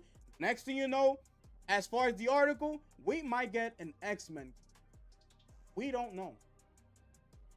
But it took for him to leave, to realize that. And here we are. And that's what's going to happen with Square Enix. They already saw how PC gamers do. They already saw it. Pirating their game. They had over 700,000 people, bro. Over 700,000 people pirating the game. They were pissed. Square Enix came out and said it, that they were pissed. They said it. What's going to happen? Their next big title is going to come out, okay? Next big title is going to come out. They're going to see that the same thing happened again, okay? Now, I'm not wishing this, okay? Don't take this as I'm wishing this on Square Enix or whoever decides to take this approach to go out and branch out. Everybody has the right to do what they want to do with their company. You have the right to do that. If you're running a business, that is your right. It is your business. If you want to go out and explore and do all these type of things, it's up to you. And it's okay. You see what I'm saying? So there's I'm at no point am I saying that, I wish them bad. I hope that they don't do good. That's not what I'm saying. Because you can't take away all the years that Square Enix had, this partnership with Sony. You can't take that away. All that success of all these Final Fantasy games, Like going back to PlayStation 1, to the very beginning, dude, there's no way people could feel, you know, a certain type of way towards Square Enix for wanting to branch out. There is no way any PlayStation fan could feel like that. Okay? So that's not what I'm saying. That's not what I'm saying. What I'm saying is that when the new game comes out, which will be potentially, right? Correct me if I'm wrong. It could be the final game of the series, right? So we have Remake, Rebirth, and we're waiting on the third installment, which will be the final installment of the series. So that, I think that's the next one. So let's say that one comes out and it sells more on the console, on the PlayStation, than it does on the PC. And they see the numbers on Steam and things like that. And they go ahead and see again the amount of people that pirated the game again. They're going to see it as, man, was this wrong? Did we do something wrong?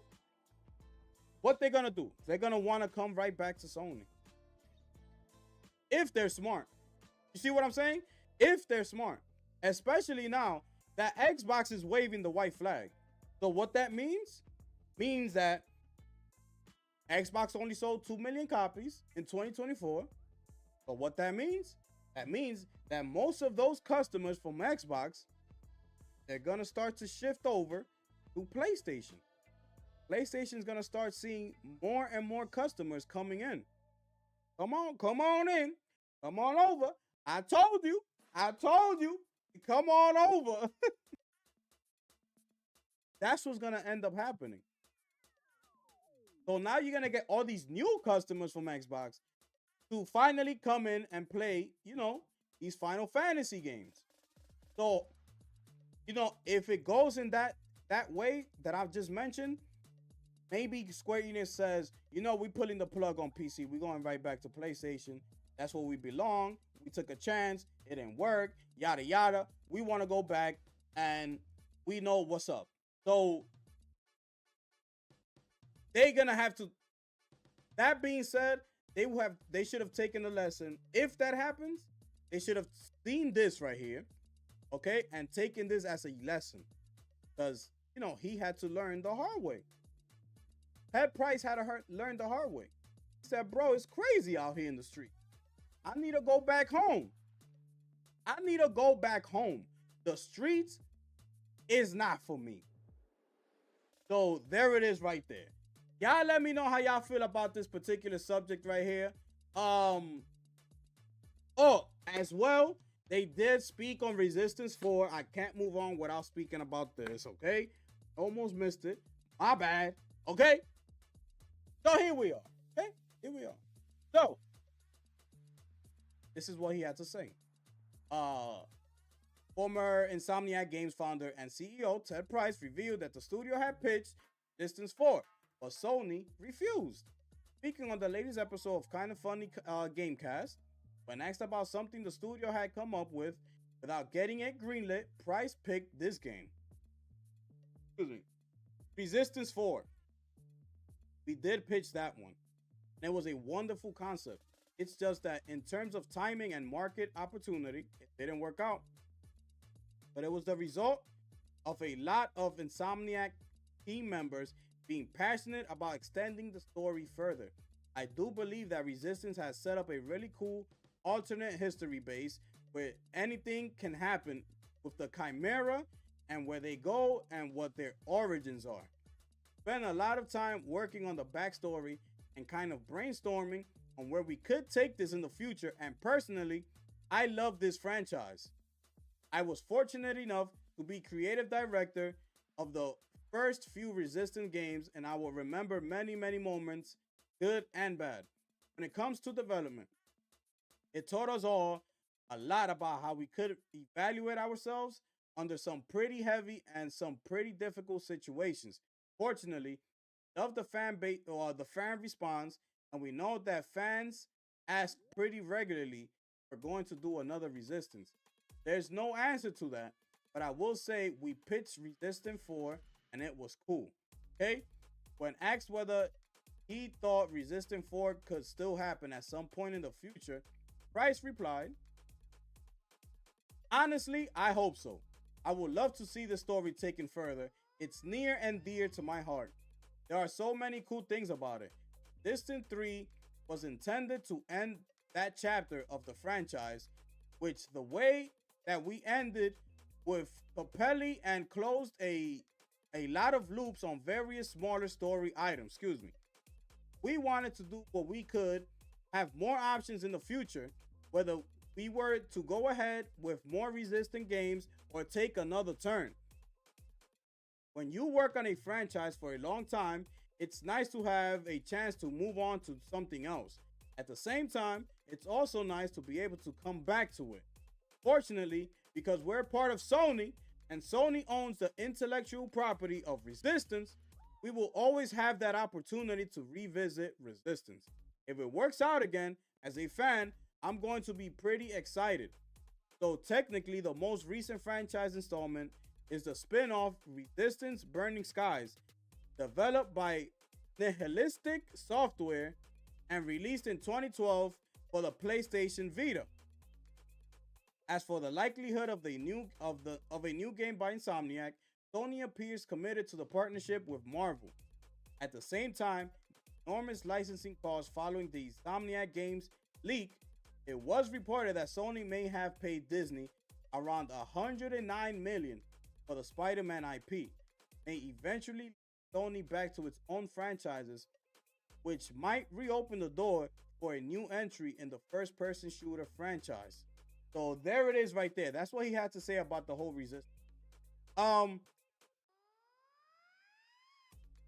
Them talking about Sony going back to his own franchises due to the fact that they have to pay Disney $109 million. I don't see that as a problem. Spider-Man has made Sony so much money, and they did report the number, and I can't remember it right now.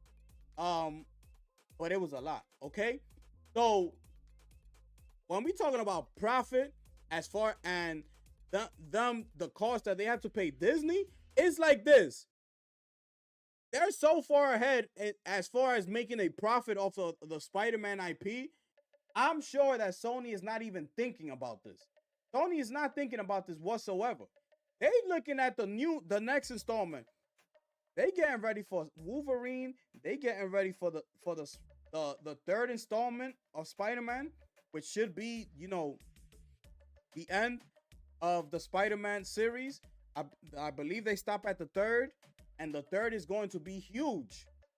The third game of Spider-Man is going to be huge, and I believe that's going to come for the PlayStation 6. We're not going to see Spider-Man 3 until the PlayStation 6. But anyways, I just showed you they have the keys to all of these characters. What do you think they're going to do? Stop because they have to pay Disney a certain amount? No. They know that they have the potential to make billions out of these franchises. That's small change compared to the type of money that they're making with these IPs. So, no, I don't see them thinking, oh, we need to revert back to our own franchises and because it's too much. I don't see that. I don't know why they said it. I don't think Sony's thinking like that. Now, another thing as far as the Resistance goes is like they said, they have their minds set up and ready for these new Marvel games that are coming out. They're making too much money for them to stop and say, let's give the people what they want. They say they want Resistance, even though the last Resistance, even though the last three, the sales has just been going down, down, down, down. But people say, they want the new Resistance. So let's stop the new Wolverine game that we're working on and let's go create a Resistance. That's not how this works. Because like I keep telling you, people just like to talk. And the numbers, what you're saying, the numbers ain't backing it up. Okay? So Sony knows this. PlayStation knows this. They see that they have all these IPs at their disposal. Who are they to say, let's put this to the side. Let's go give the people what they want. Let's make a Resistance. Even though that Resistance probably is only going to sell 1 million copies. So what is it that people complaining about now? Because I've seen this already. I've seen this already going around social media, people talking about, is Sony crazy? Like, why isn't Sony creating a Resistance 4 game? Yada, yada, yada. Sony don't know what they're doing. All over again. But then the game comes out, it only sells 1 million. Then what people gonna say? But why they did this? Because you told them to. That's why they did it. Because you told them to. You said, we want a new Resistance. We want the nostalgia back. We want to take it back. They can't do that. They have all of these Marvel IPs at their disposal. Why would they stop? You know, being that they're selling so much with the Spider-Man game, upcoming Wolverine game, potentially an X-Men game from Insomniac. Are you crazy? Are you crazy? Do you understand what an X-Men game developed by Insomniac could be? Are you, and you want them to stop to go make Resistance? For who? If I was CEO of Sony, I would have done the same thing. No, thank you. We have a meeting with Disney next month.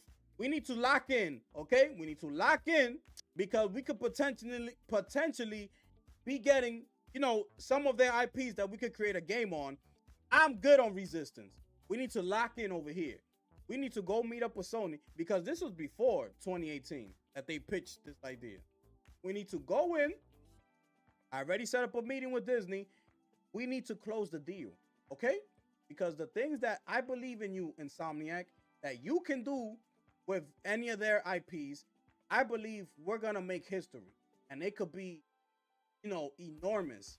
You know, with the possibilities that your development team. That's it. Nobody talking about no Resistance. I don't care how much you love the game.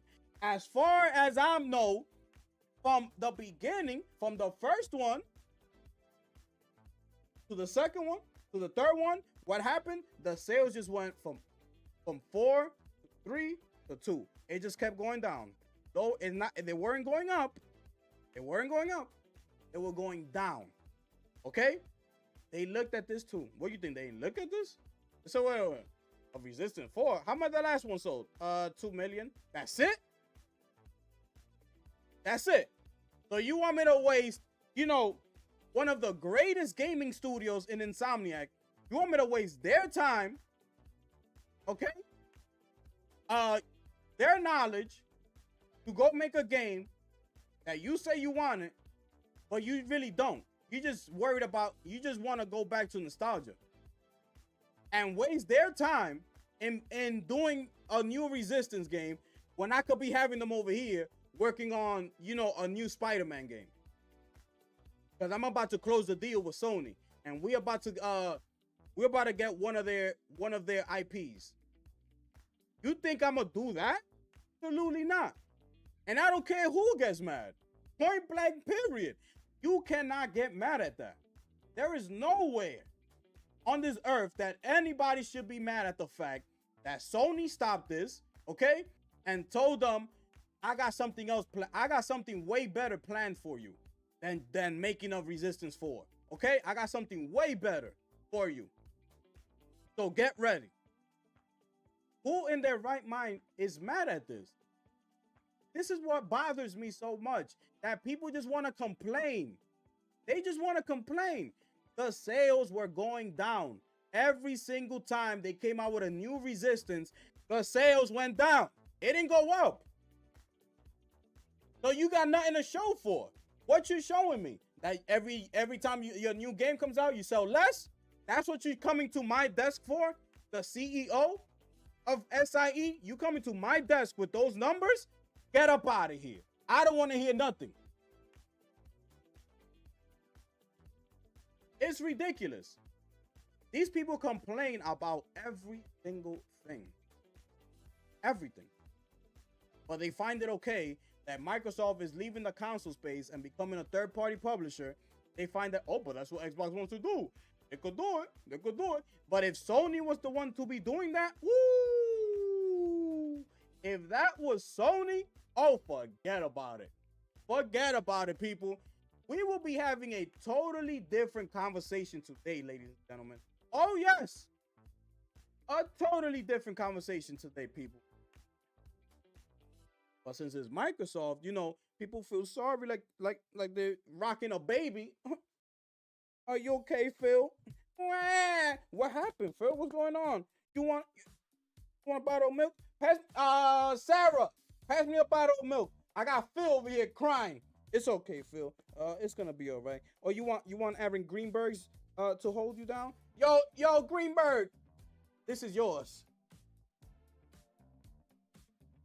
People feeling sorry for a $3 trillion company. A $3 trillion. Like they're the underdogs here. These people are acting like they are the underdogs here. Okay? A company that's worth over $3 trillion. Okay?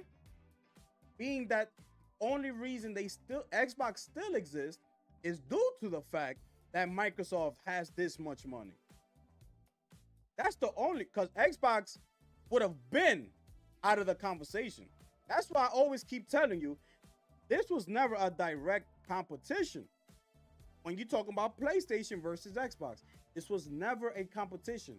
Do not listen to anybody that's telling you otherwise. It was never a competition between PlayStation and Xbox. Xbox was just there, okay? It was all for entertainment purposes.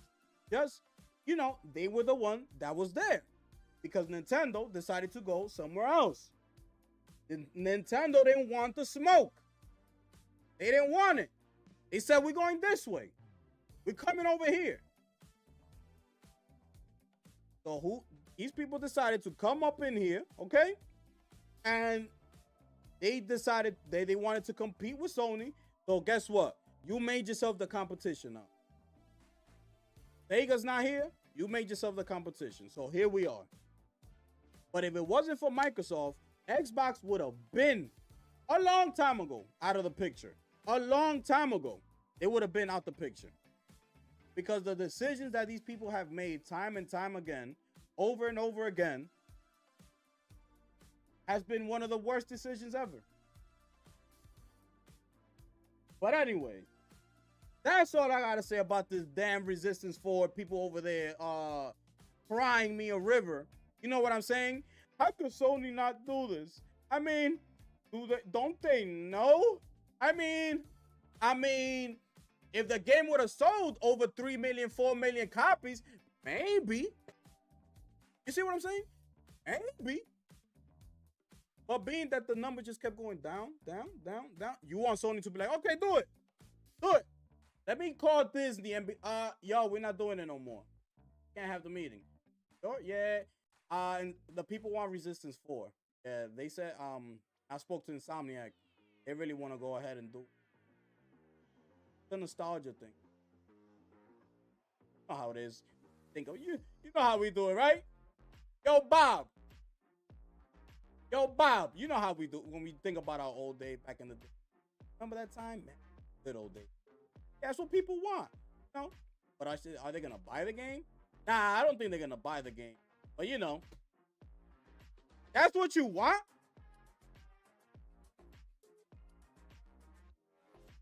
Anyways, salute to my brother Phil Bosch, ladies and gentlemen.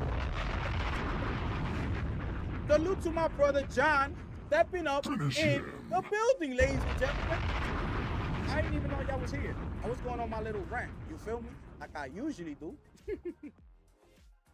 As usual, because it is what it is, bro. I just got to spit the facts. And the facts are, you know, that these people out here talking about why didn't Sony do a Resistance 4? It's ridiculous. At the end of the day, it's just, I get it, bro. Like, I understand. You don't think I miss the old days? I miss the old days.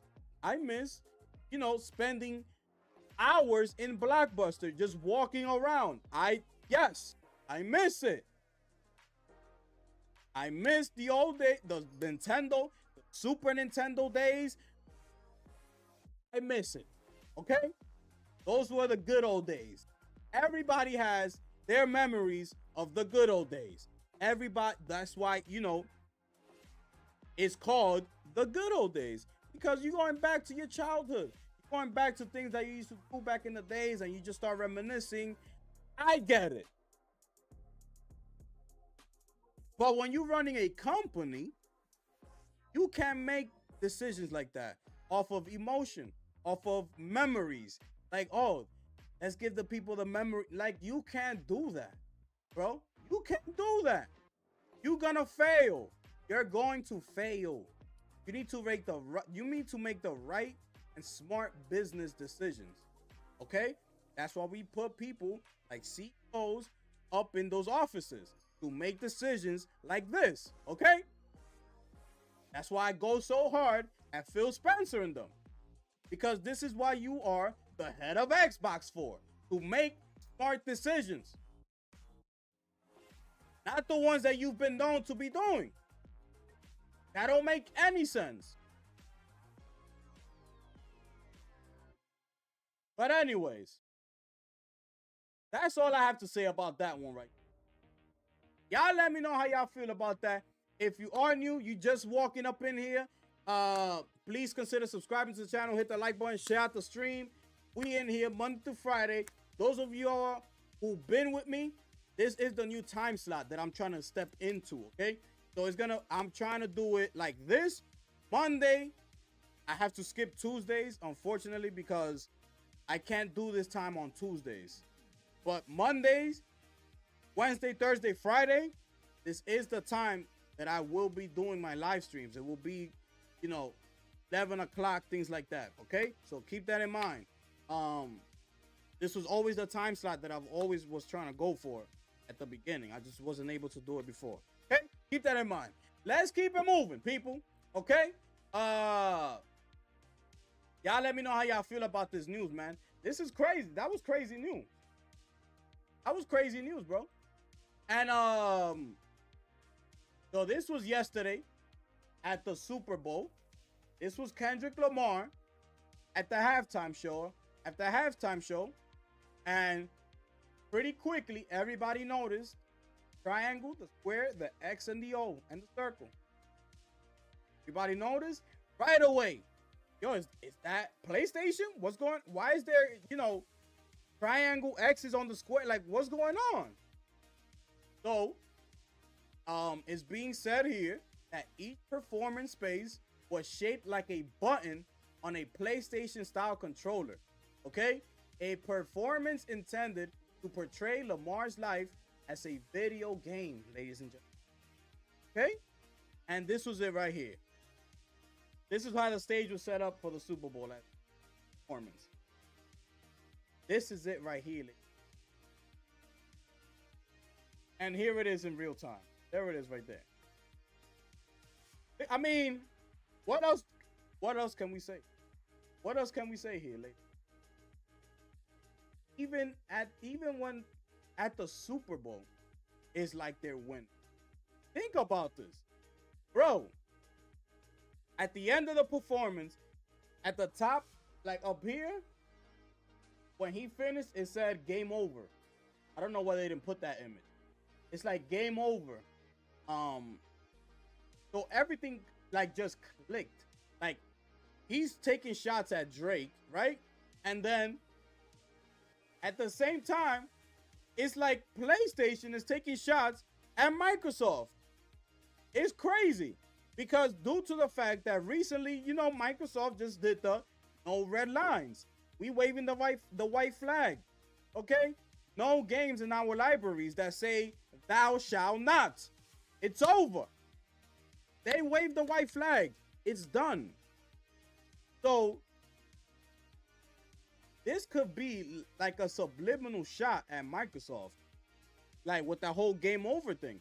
Like I'm sure Drake was sending the shot to Drake and Sony was sending the shot to Microsoft. It's game over. You're done. You announced Forza coming over.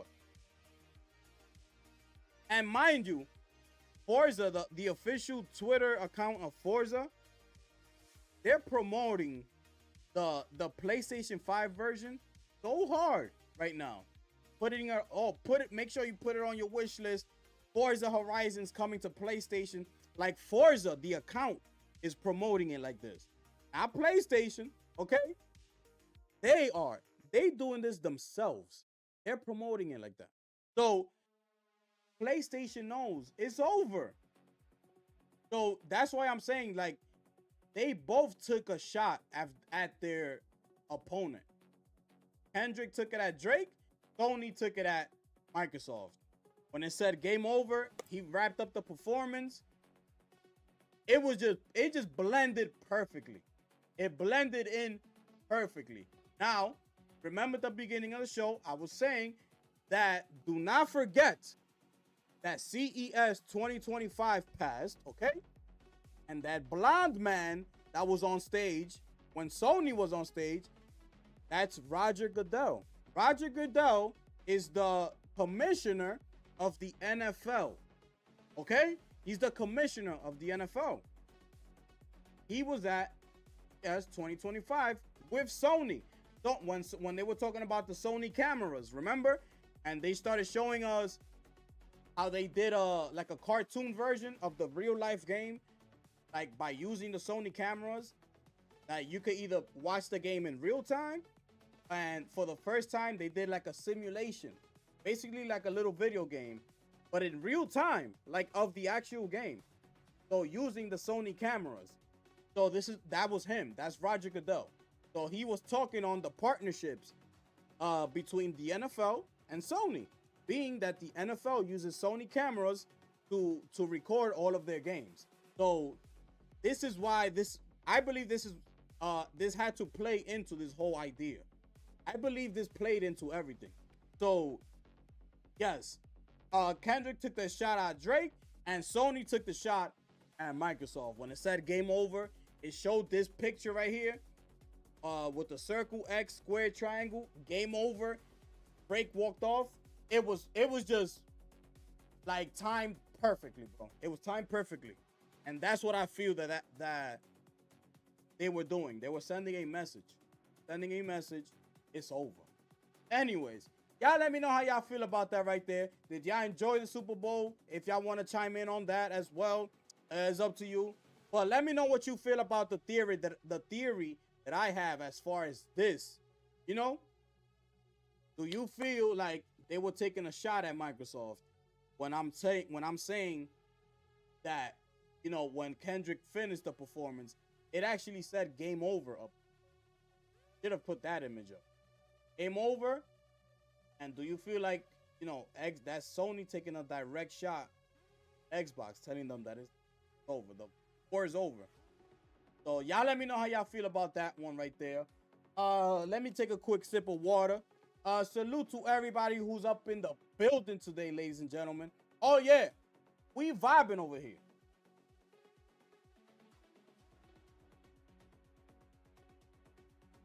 Salute to everybody.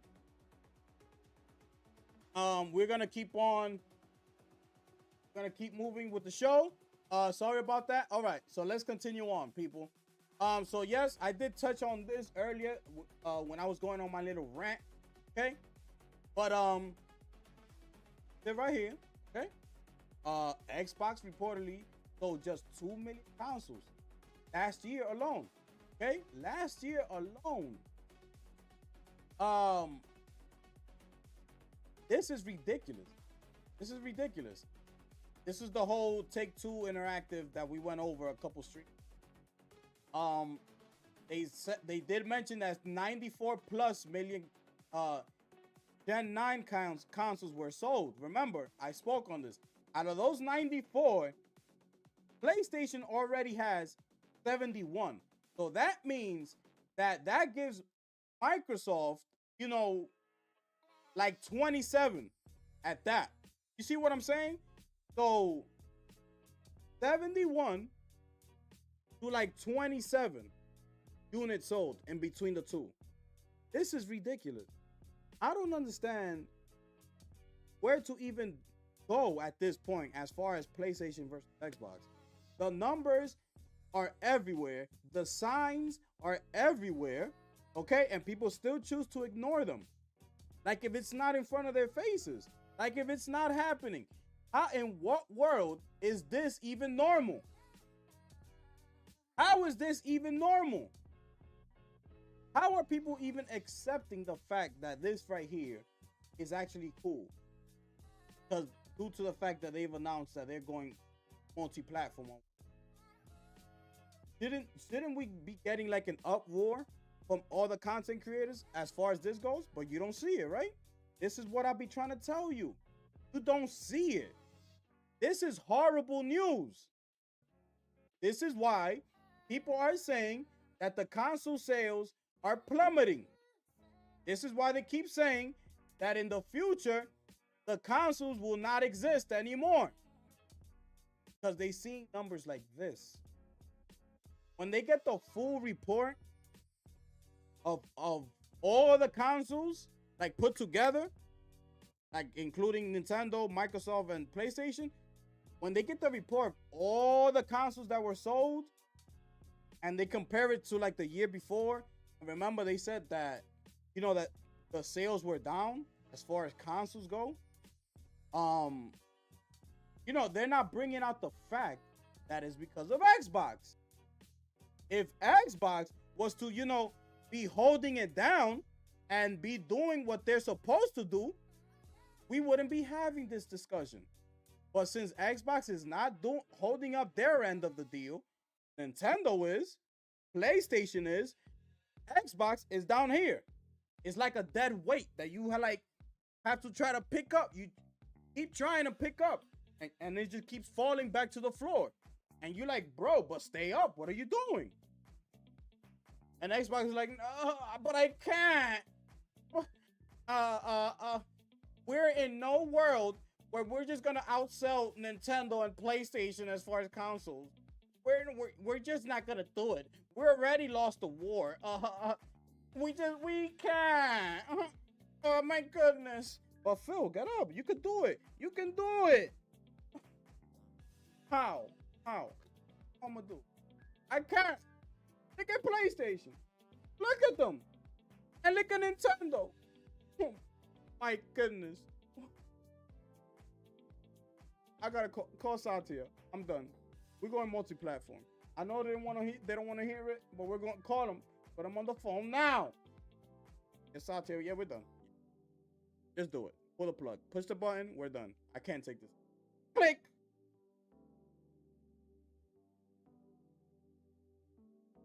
That's what's happening. That's why. Because Xbox is trash. Just point it out. If people were to hold them accountable, we wouldn't be in this space. Stop feeling sorry for a $3 trillion company. They don't feel sorry for you. It's clear that they don't feel sorry for you, right? So if y'all was to hold them, and it's too late now, by the way. I'm just telling you what could have been. Because right now, that's it. Like, it's too late. They're not going back. It's done, okay? But what y'all should have done is what I'm saying. Hold them accountable. Instead of, you know, just trying to ride the wave and do everything that they say just because Phil Spencer be coming onto your platform from time to time, giving you an interview for your YouTube channel. With that, you're good. You're like, oh, whatever Microsoft says, that's what we're doing. Just fall in line. Fall in line. This is what Microsoft said. Fall in line. You want that Phil Spencer interview for your next podcast on your YouTube channel? You better fall in line. You want that exclusive, for the next event? You want to go to the next event that Xbox has? You want an all access pass? You better fall in line. That's what happens. That's what's happening here. So people taking it as the console market is plummeting, but it's not. It's actually not. It's doing perfectly fine. PlayStation just sold 4 million units in 1 month of November.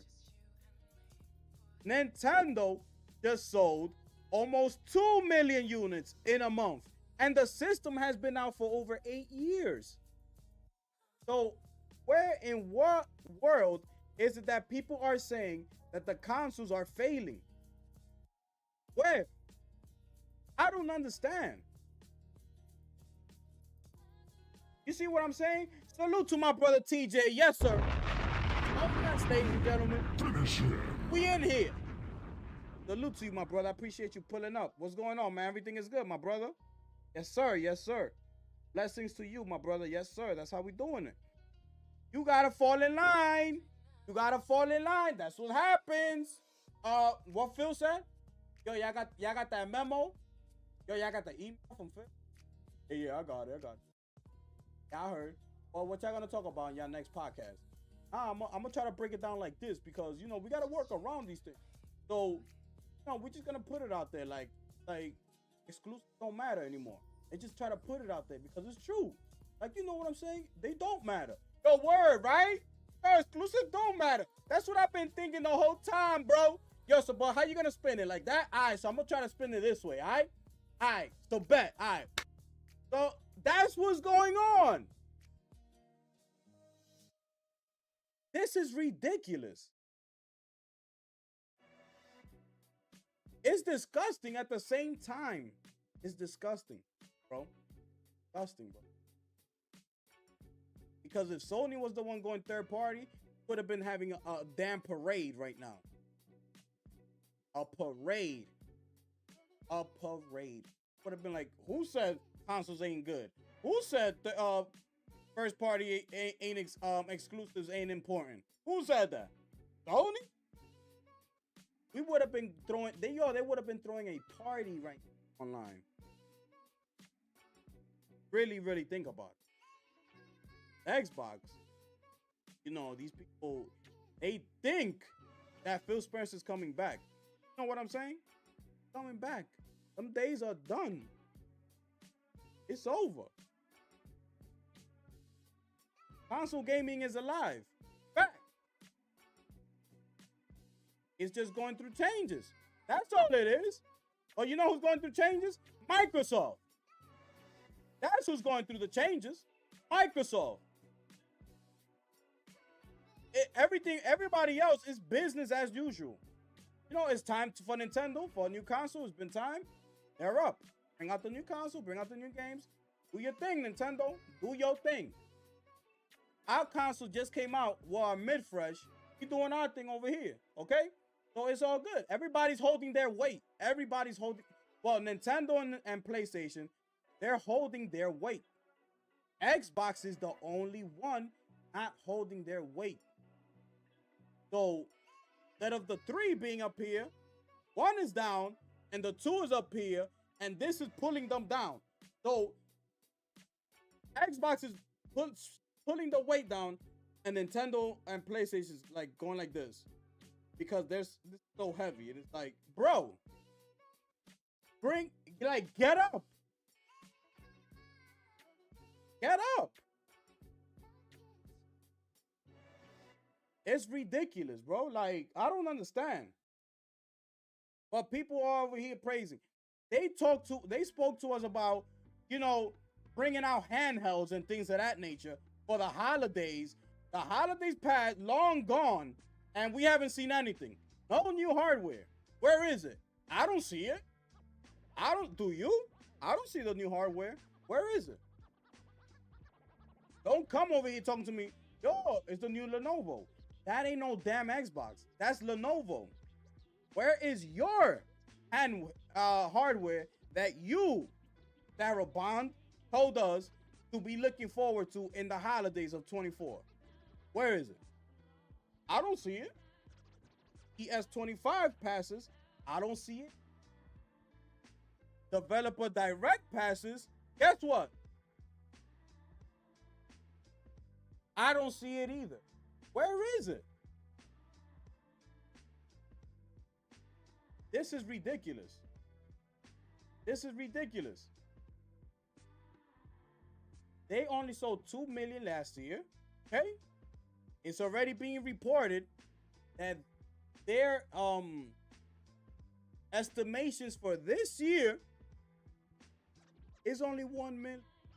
Or could you imagine that? Oh my goodness. They're estimating the only 1 million copies. This is crazy. In what world, bro? In what world is this normal? Come on, man. It's ridiculous, bro. This is ridiculous. If these people would have stood on business, called them out, and not be too, up Microsoft's, you know what? Like, bro. Yes, they giving you exclusive access for your little channel. You might get an interview here and there for your little channel, but you're not an Xbox employee. You don't work for them. You don't work for them to be capping this hard. You don't work for them. You're not on the payroll. As bad as you want to be, you're not on the payroll. It's ridiculous. Salute to my brother C Fresh walking up in the building. Okay, I see you, my brother. I see you, my brother. Salute to you. But anyways, that's what I had to say about that, man. That's all I had to say about that. This is ridiculous. And then we fast forward, and here we are. We moving on to the next subject at hand. And here we are, people. Y'all let me know how y'all feel about this. This is ridiculous. I don't even know if I have the energy to go in as much as I want to go in on this topic, right? I don't even know if I have the energy.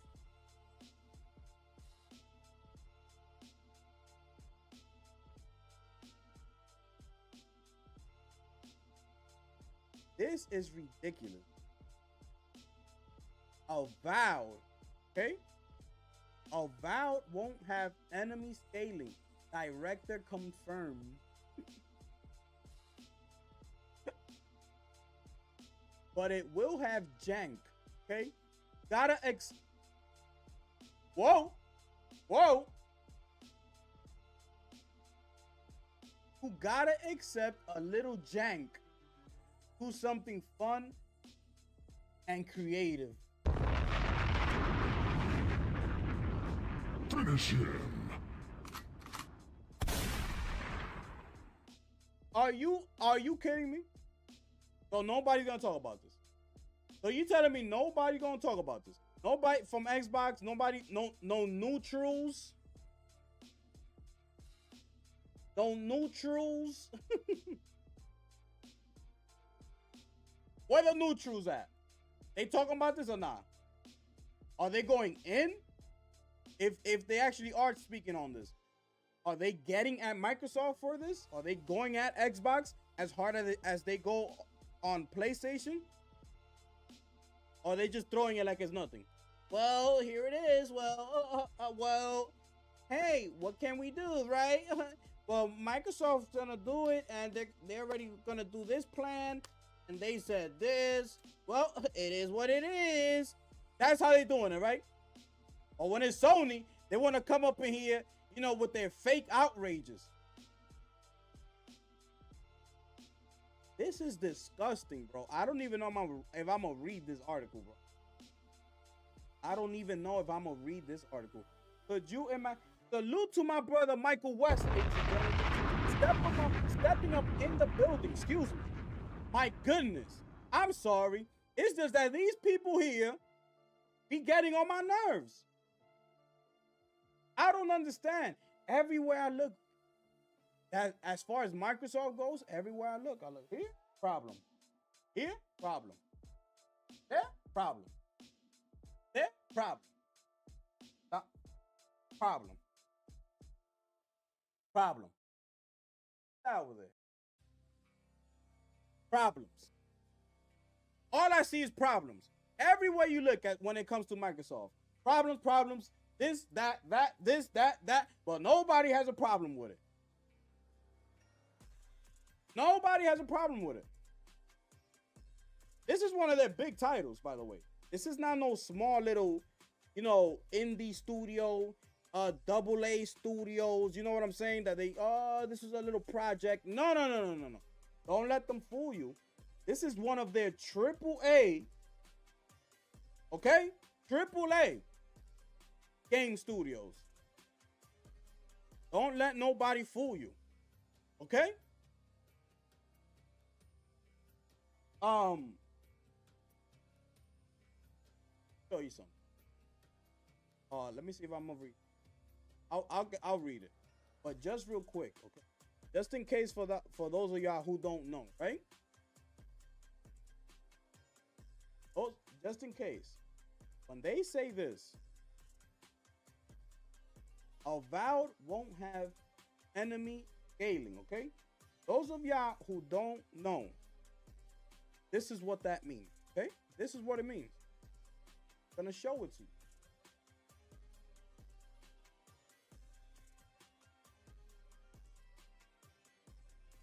It is. You can see it for yourself.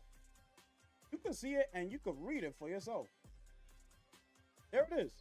Enemy scaling. In gaming, refers to a system where the strength of the enemies automatically adjusts based on the player's level or progress. Meaning, as the player gets stronger, so do the enemies they encounter, ensuring the challenge remains relevant throughout the game. Oh yes, ladies and gentlemen, you rocking with the gifted one. In case you didn't know, finish him. In case you didn't know, and in case you brand new, you rocking with the gifted one today. This is what I do, okay? This is what I do. This is what I do. That's just in case you didn't know what that meant, because that might just go over people's heads, and they won't even explain it to you, okay? I'm here. I need to explain it to you. So you could, as you read these things, so you can understand where my mindset is at and why I am so frustrated and why I go hard the way I do, okay? It's so you can know, so you could be at the same pace as me, so you can understand. What do you think about this? So when they're saying this, that it won't have enemy scaling, this is what they mean. That is not gonna have this. Okay? This is what the game is not going to have. Because somebody explained this to me. This is ridiculous. If this was a Sony game, better believe it. Better believe it. People would have been going nuts. But now that you have that understanding, right? Now that you know what that means. Now read back and read this now. Now read it with you understanding what that means. So the game is not going to have enemy scaling. Director confirmed. But it will have jank. Do you know what jank is? You got to accept a little jank to do some fun and create something fun and creative. Who says that? Meaning, expect a broken game. Okay? That's what this means. Expect a broken game at launch. It's just another day at Microsoft. This is just another day over at Microsoft. This is all this means. This is just another regular day for them. See what I'm saying? So I told you that this was what I was predicting as to why they canceled the initial release that it was due back in November, remember, and they announced that they were going to delay the game. Okay, then I start thinking, I start to say, well, they're going full third party, so maybe they're trying to get Obsidian back in the lab and get the game to run for 60 frames, knowing that they were going to start going multi-plat. So now they need to assure that these games come out 60 frames on PlayStation. They know that. This is no secret. They know that us gamers on PlayStation are not gonna allow at no type of 30 frames over here. They know that. Being that this is one of their studios, you know, one of their big studios, their big AAA studios, what they do, the game was ready to come out. They told us they were coming out with some juicy 30 frames. They told us that. They said it, not us. Okay? The game doesn't need frames. They said it, not me.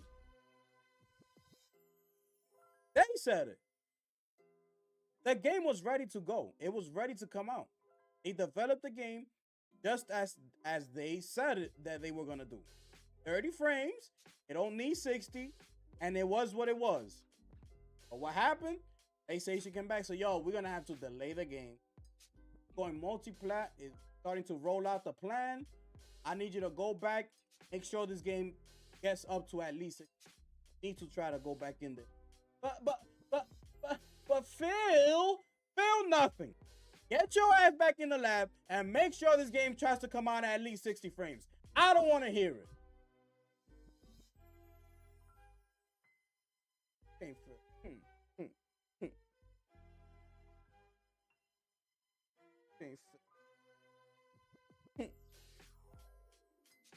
That's what happened.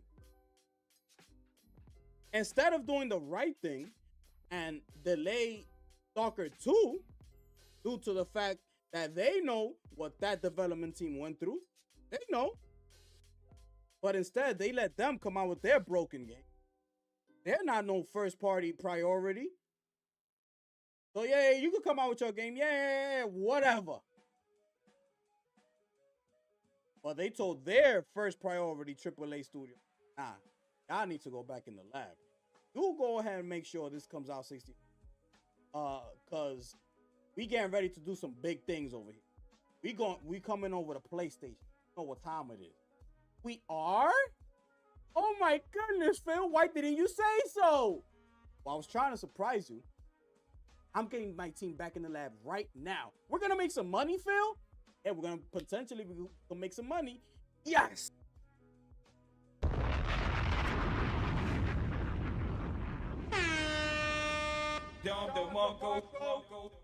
Salute to everybody. You rocking with the gifted one. It is what it is. That's what's happening here.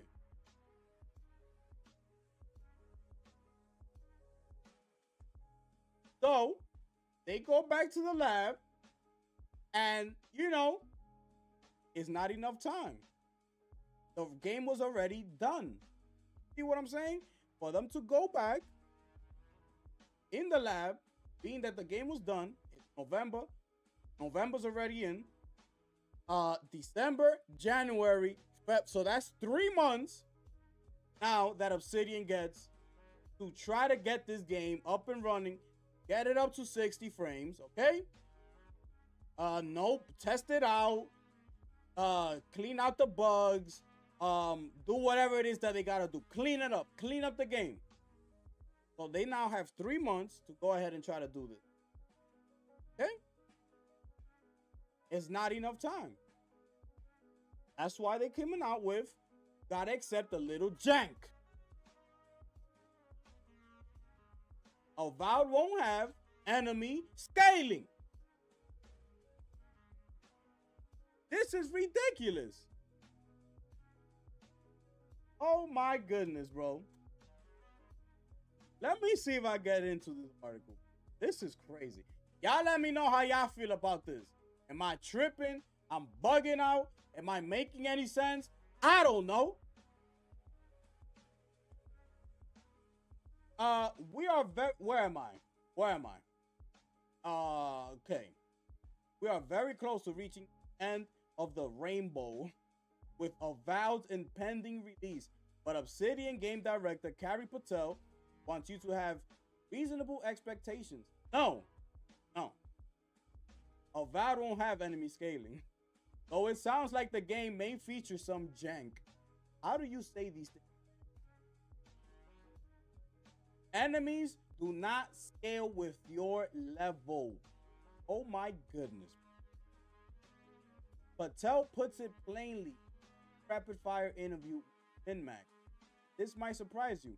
Level scaling is becoming more common, evidenced by RPGs like Cyberpunk 2077 and Diablo 4. But I'm looking forward to exploring Avowed's dangerous cliffsides with the knowledge that power is power. One of the most liberating feelings I've experienced involves returning to a game like Dark Souls starting area as over leveled as a grass fed cow, doing up everything in my path. Less surprising than the game's lack of level scaling, however, is the fact that Avowed may have some bugs at launch. Big, buggy launches such as Civilization 7's recent stumble into the spotlight have seen become anonymous AAA gaming. There it is. That said, bugs have always been a part of gaming. Some people have always been huffy about it. Their defense, I don't think anyone has ever outright enjoyed playing a game and finding out it's easier to break than glass. 2009, a Younger Games Radar Plus been reported on the fact that the proposing a law that will secure refunds for broken video game releases. But we ignore gamers' rights just for a second. We can recognize that the most unique new products aren't flawless at first. That point, Patel thinks jank is unavoidable while taking risks. Gotta accept a little jank, something fun and creative, Patel tells MinMag. We'll find out how much fun and creative Avowed is when it releases February 8th. Y'all let me know. Y'all let me know. Bro. Where is this at? Games Radar Plus. You see how quick these people are to give these companies the excuse? This right here. But if we ignore gamers' rights for just a second, we can recognize that most unique new products aren't flawless at first. To that point, Patel thinks jank is unavoidable while taking risks. PlayStation gamers, do you agree with this? Every time I get a new game from a first party game from PlayStation, I don't have any issues. Maybe it's just me, but I don't have any issues with it. Every time I buy a new PlayStation game, first party, I don't have any types of issues with it. So, what is the excuse for this? Okay? Sorry about that. Why the excuse for an Xbox game or an Xbox first party title? Why? Look, it says it right here. If we ignore the gamers' rights for put yourself to the side, basically is what they're telling you. Put your $70, okay? Put your hard-earned $70 to the side that you're paying for this game for, okay? Maybe you want to buy the deluxe, $80. Maybe you want to buy the ultimate, $100. The choice is yours. But they're telling you, whichever edition you decided to buy, put that to the side. Okay? Put that to the side. Because, products aren't flawless at first, okay?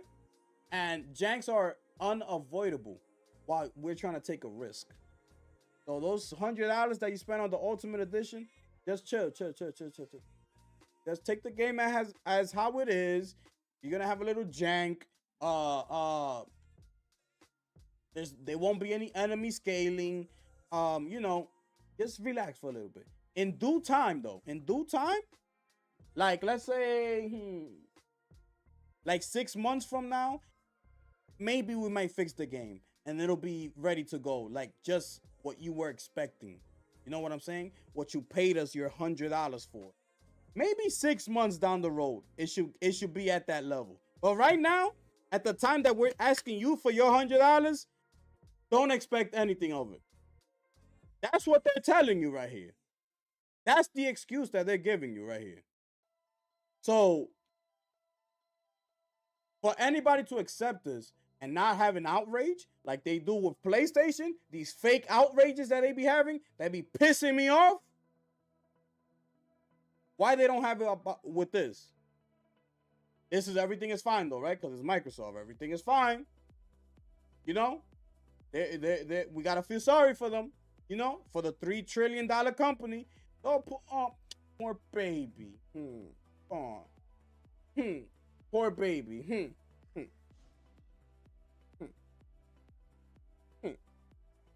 We got to feel sorry for them.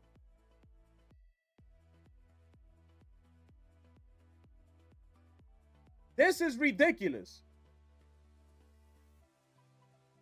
And it's straight like, it should be unacceptable, bro. Unacceptable, bro. Point blank, period. Bro, your game, let me find out. Hold on a second. Let me see when this game was actually brought up, because I forgot. Let me bring y'all here real quick. Let me bring y'all here. Give me a second, right? Give me a second. I'm gonna look for it right now. Like that.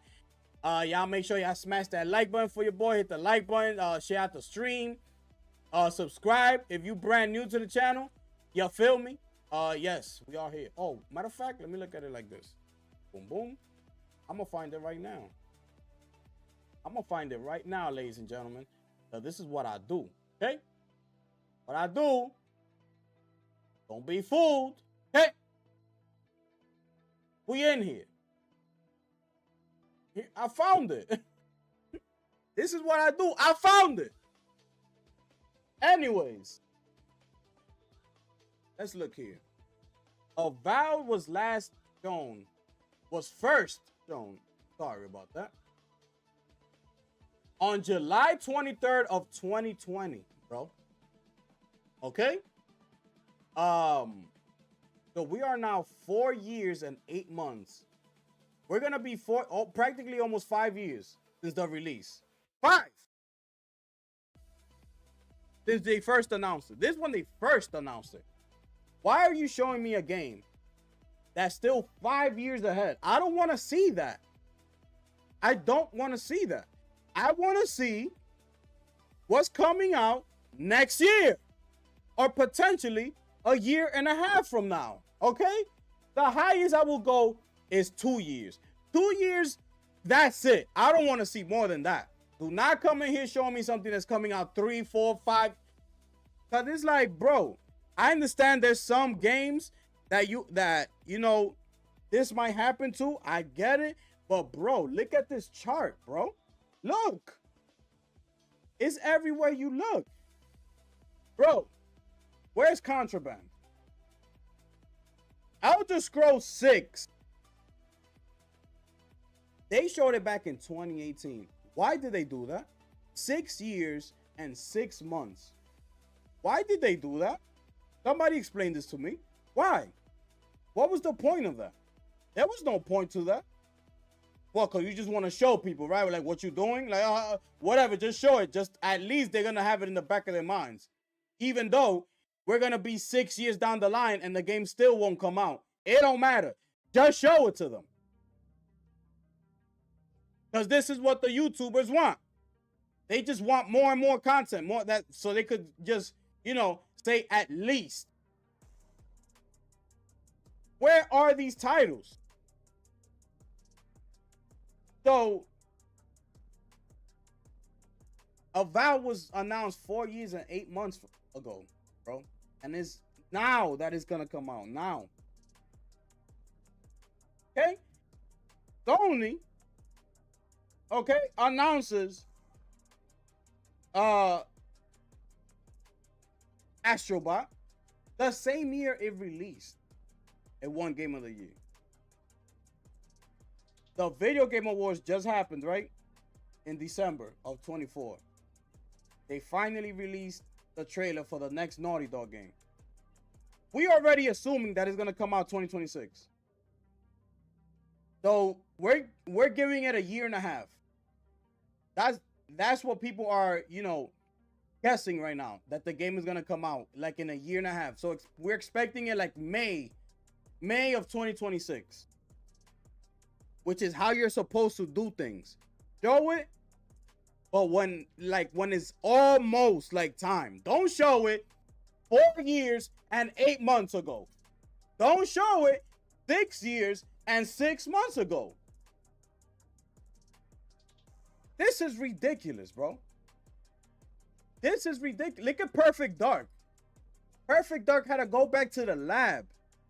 That ain't coming out right now. So that Perfect Dark is gonna be 5 years, because it's not coming out this year. So this will be in a couple months up to 5 years. Perfect Dark ain't coming out right now. They had to go back to the lab.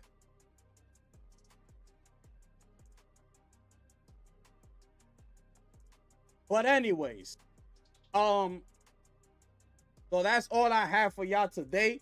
As far as the topics go of the video, y'all let me know what y'all think about everything. Now, this is the time here when I open up the floor. The floor is yours. We can speak on anything, any of the subject that we touched on today. It don't have to be any of these subjects. We can speak on anything else. But with that being said, you know what I'm saying? The floor is officially yours, and you rocking with the gifted one. I hope everybody enjoyed today's topics. You see what I'm saying? Excuse me, I surely did. You know what I'm saying? I really did. I feel like it was a good one. It was a good one today, people. Oh yes, y'all let me know how y'all feeling out there, man. For real. Let me know what's up. Let me know what's up.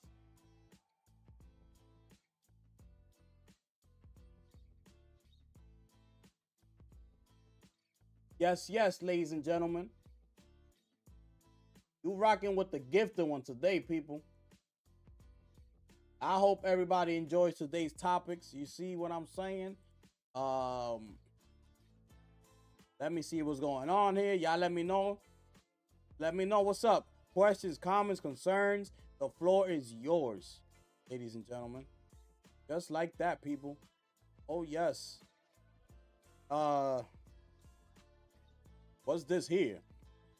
Boom, boom, boom, boom. That was the.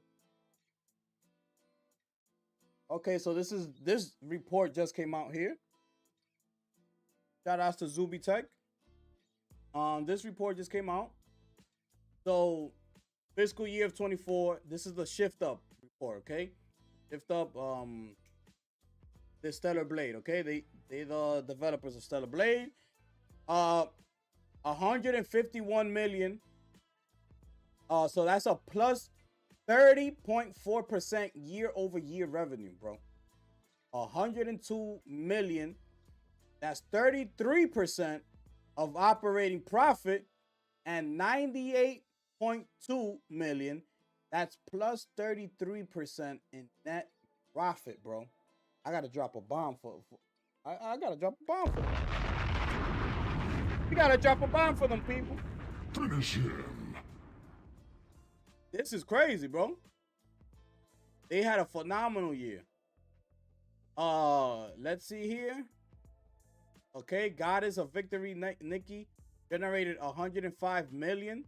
That's 69% of the studio's revenue. Wow. Stellar Blade royalties, 43 million. They're happy with the performance of both titles, ladies and gentlemen. No wonder, they gave all of their peoples free PlayStations. Shift Up expects Stellar Blade to perform better in PC than in console, especially in Asia. They are optimizing it to run smoothly in Steam Deck. That's news right there. They'll share new info about their next game, codenamed Project Witches, during H1 2025. Planned to be released after 2027. Okay, that's new right there. That's more breaking news. So they have 322 employees. 90% of them devs aim to grow to 400 to 420 by the end of the year. I gotta drop a bomb. I gotta drop a bomb for shift up, ladies and gentlemen. They moving on up. Basically, that's what that's saying, right? They moving on up, ladies and gentlemen. Y'all let me know how y'all feel about that one. This is great news, bro. This is great news.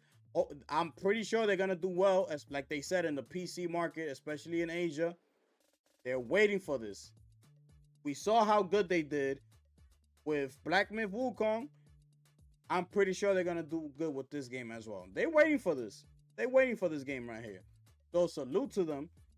They did a phenomenal job, and hopefully everything turns out good as far as the PC release. Let's continue on. Let's see what else I got here. Y'all let me know how y'all feeling out there. The floor is yours. We could talk about whatever. Let's see here. What's this? I've had to bring us up to collectibles, celebrating the iconic. Okay. What is this? This is some more news. So let me show you this. Okay. So this is Dark Horse Direct. Attention, Helldivers. We're teaming up with PlayStation and Arrowhead to bring you Helldivers 2 collectibles, celebrating the heroic actions of Super Earth's finest. Enlist in our newsletter today and let us know what collectibles you want to see. So that's new. Let's head over here. Let's see what they do. Also, they do things like this. So we're gonna be getting. Woo, I need to drop a bomb for this. My God. Woo! Finish him. We're gonna be getting collectibles like this, ladies and gentlemen. Helldiver style. Okay? This is some of their work right here. Okay? This is gonna be sick, bro. This is gonna be sick, bro. Could you imagine the things that they're gonna do with the Helldivers? Oh yes, for democracy, ladies and gentlemen. Oh yes, it's going down, people. Oh, we got more here. We got more here. We got more. Okay, so that's that one. They might have to keep clicking them off. Okay, so they did a Forbidden West one. That looks crazy, bro. That looks crazy. Limited edition, bro. Look at this. Let's see what else. Okay. That looks fire too. I like their work, bro. I like what they do. Look at this. This looks fire, bro. This looks fire. Limited edition, bro. Here's a better look at the Doom one. Look at that, bro. That looks sick. We're getting a Helldivers edition, ladies and gentlemen. Oh, yes. It's going down, people. That looks sick, bro. Look at this. Oh, I'm going to need one. I'm going to need myself one. Oh. That looks fire, bro. This. The book? Breath of the Wild. Wait. Art and Artifacts. The Wild, creating a champion. Encyclopedia Deluxe Edition. And an homage to the gold cartridge that started it all. More today. Oh, there it is. Let's see if they got more. Oh, there it is. Full package. Fire. Look at this. Look at this. Straight fire. We're getting a Helldivers 2, by the way. They're a good comic label. Oh, we're getting a Helldivers edition, my brother. It's going down, ladies and gentlemen. Oh, yes. Oh, yes. Look how good that looks, bro. Look how good that looks. What's this? They got a video?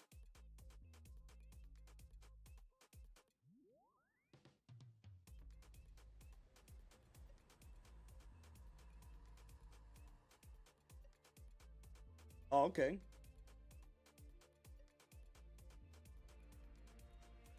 What y'all think? What y'all think? It looks legit. It looks like her or not?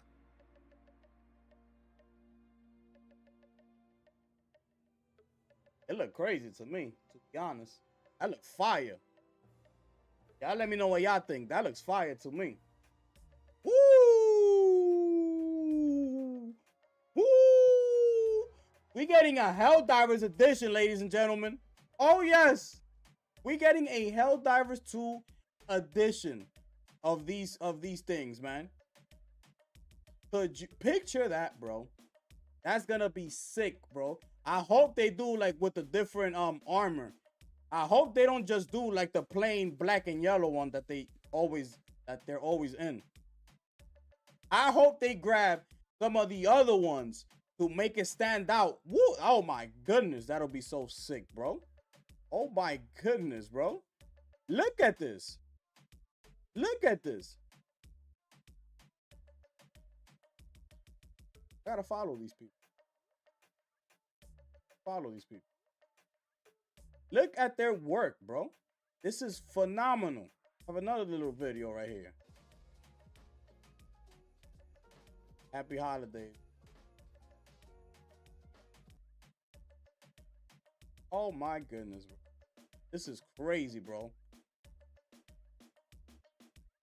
It is. That's The Witcher. Oh, that's the Netflix series, okay? Dragon Age, the Veilguard. They got one for Dragon Age. That, bro, that looks spot on, bro. That looks spot on, my brother. Yeah, I could probably cop some cool Helldiver stuff. Bro, it's gonna be crazy. Look how good their work is, bro. Look, this is spot on to the video game. He looks just like that in the game. Okay?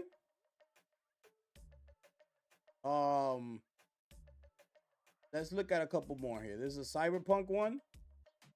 Look at that, bro. Oh, it is. It's going down, people. It's going down, people. It's going down. I got a Fallout one. Oh, they did this? That's who did the Halo one? Okay. Now I know what you're talking about. Because I've seen this one. I've seen this one. Looks sick, bro. That one looks sick. Let me see what else they got here. Okay. That.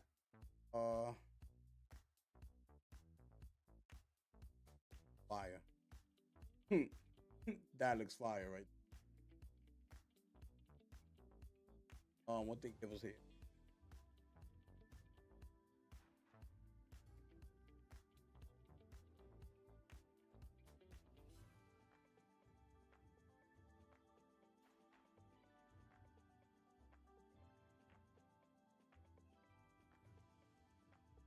Yeah, I like their work. I really like their work. They do a great job. Do a great job.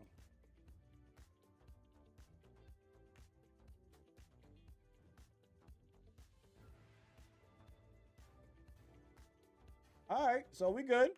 So yeah, I just want to show you that they are coming with a Helldivers 2 edition. So be on the lookout for that, people.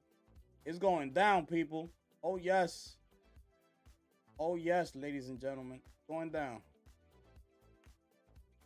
People do some phenomenal work, bro.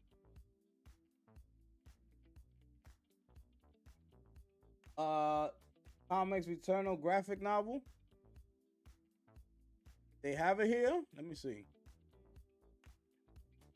Oh, they have a Returnal one like that. Oh, they have a Returnal figure like that. I gotta get one, bro. I gotta get one, bro. Yeah, that Dragon Age. It looks the same. Look at this, bro. Oh my goodness. Look at this. Bro. Let me see what. Did I look it up? Let me see. Did I just Google it? Did I Google the Returnal one?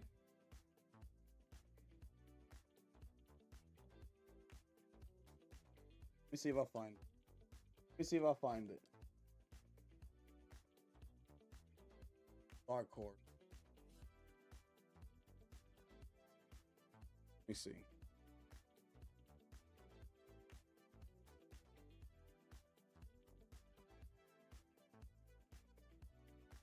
Oh, I seen this. The comic book? Yeah. I seen this, bro. I seen this. Oh, so this was them too. Oh, so this was them. I've seen this. Yeah, I might have to get this, bro. I might have to get this. But I've seen pictures of it. Like what it has inside. Fire. Look at that, bro. Game of the generation. Best game this generation so far, my brother. Best game of this generation so far, my brother. It's straight facts out here. That's how we doing it. Woo! Goodness. Those of y'all who haven't played this, I don't know what to tell you. I don't know. Like, you need to go play this. It's crazy. But okay, but they don't have no action figure, basically, right? That's their primary business? Okay. Company that publishes Hellboy. Oh, okay. Okay. I get it now. That's fire. That's fire, bro. That is fire. Damn, I wish they did like some action figures. I'm gonna get this anyway. This book, this comic, I'm gonna get it anyway. But I wish it would come like with a mini, like with an action figure of Celine. Like I have it right here on the desk, bro. That would be so sick, bro. I'm pretty sure they didn't do it though. I'm pretty sure they didn't do it. That would be so sick, bro.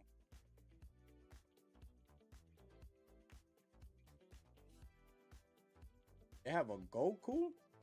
No, Goku's the GOAT, right? No, Goku is the GOAT, right? GOAT. Okay. All right. I just wanted to show y'all right there to see what's up, see what's going on. This is it right here. This is their latest announcement, okay? They just announced it today. Looks like it was midday, 12 p.m. There it is. Expect it, ladies and gentlemen. Expect it, because it's going down. Yes, sir. Yes, sir. Oh, yes. Let's see here. Let's see what else I missed. PS5 Pro Enhanced for the Monster Hunter Wilds. They're letting you know that it's going down, ladies and gentlemen. Oh my, look, they spoke on it. Yo, time out. Wait, what here? A known Chinese leaker hinted that the PlayStation State of Play is scheduled for February 13. Oh, so this is via X-1 TV. So a 9VG, a known Chinese leaker, hinted that the PlayStation State of Play event is scheduled for February 13. Remember, we thought that it was going to be scheduled for February 14. Remember, that was like the date. Remember that Nate the Hate was like, oh, what does your heart tell you? They were hinting at like Valentine's Day. So this just came out. So they're saying that it's going to be on the 13th, okay? The term hypnotic soprano from A9VG's message has led to the speculation about announcements for a God of War or Parasite Eve at the event, ladies and gentlemen. My goodness. Yo, Parasite Eve? That's throwback. Bro. Y'all make sure y'all pull up to the stream because I'm going to be live streaming the State of Play. Y'all make sure y'all pull up. You feel me? It's time to support, you know what I'm saying, real PlayStation fans out here. You know what I'm saying? So I'm going to be here live streaming it. Y'all make sure y'all show up and support your boy. You feel me? So, look at this. The Avowed game file is now available for pre-download It comes in at 74.77 gigabytes. Oh, yes, ladies and gentlemen. And salute to my brother stepping up in the building. Just like that. My brother Solid Snake, ladies and gentlemen. Y'all throw some fire emojis. Throw some fire emojis for my brother Solid Snake just stepping up in the building. That's what he does. He comes in here and he becomes the sponsor of the show right away. That's just what he does. Salute to you, my brother. What's up, PlayStation family and my brother Gifted? I hate I missed the stream, but I will re-watch.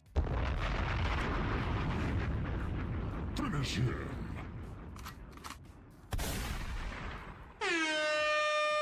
Don DeMarco. It's all right, my brother.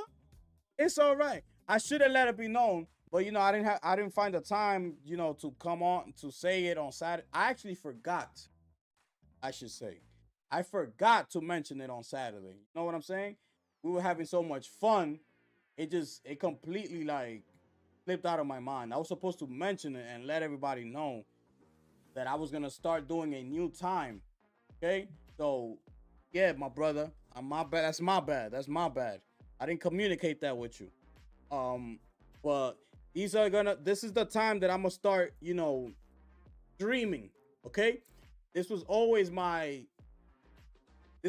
time that I was intending to do my channel. I always wanted it to do during the daytime. But like I told you, like starting up the channel and things like that, you know, I had to sort everything out. So, you know, I didn't get I didn't even get to heart this. Right? I had to sort everything out and just take it, you know, how I was getting it. At the time, I was only able to do the night streams, even though I didn't want to, but I had to do it. You feel me? Like I had to do it because that's the only time that I had. But now I'm starting to work things out little by little. So right now, I'm gonna be able to do Mondays, Wednesdays, Thursdays, and Fridays. Yeah, these are the days that I'll be streaming like daytime. So Monday, Wednesday, Thursday, Friday, daytime. The only day that I'm gonna do nights is on Tuesdays. I know Tuesdays are busy at night. You know what I'm saying? I know they are busy. But I gotta do what I gotta do. You feel me? It is what it is. Until further notice, I gotta do it that way. Cause I'm not just gonna take Tuesday off. I'm sorry, I'm not doing it. I don't care. Like, I gotta stay on the grind. So Tuesdays are the only days that I'll be doing nights. Practically starting basically almost like either 6:30 or 7. Usually, you know, it's always at 7. So, but the other days, like, it's only one day that I'm gonna do nights. So Monday, Wednesday, Thursday, Friday, I'm gonna be daytime. And I'm trying to hit at 11 a.m. That's when I'm trying to start. I was looking at certain things, and I feel like 11 a.m. is like where I'm supposed to like come in here. You know what I'm saying? And do what I gotta do. So yeah, my brother, salute to you. I appreciate you pulling up. Y'all throw some fire emojis for my brother Solid Snake. You know what I'm saying? Becoming the sponsor of today's show. I appreciate you, my brother. But yes. Yeah. Just go rewatch it. You know, I touched on a lot of subjects, my brother. As you can see, I started at 12:15, bro. Damn, that's the time? It's 3:30? That's crazy. My bad. But yeah, my brother. What I was gonna say?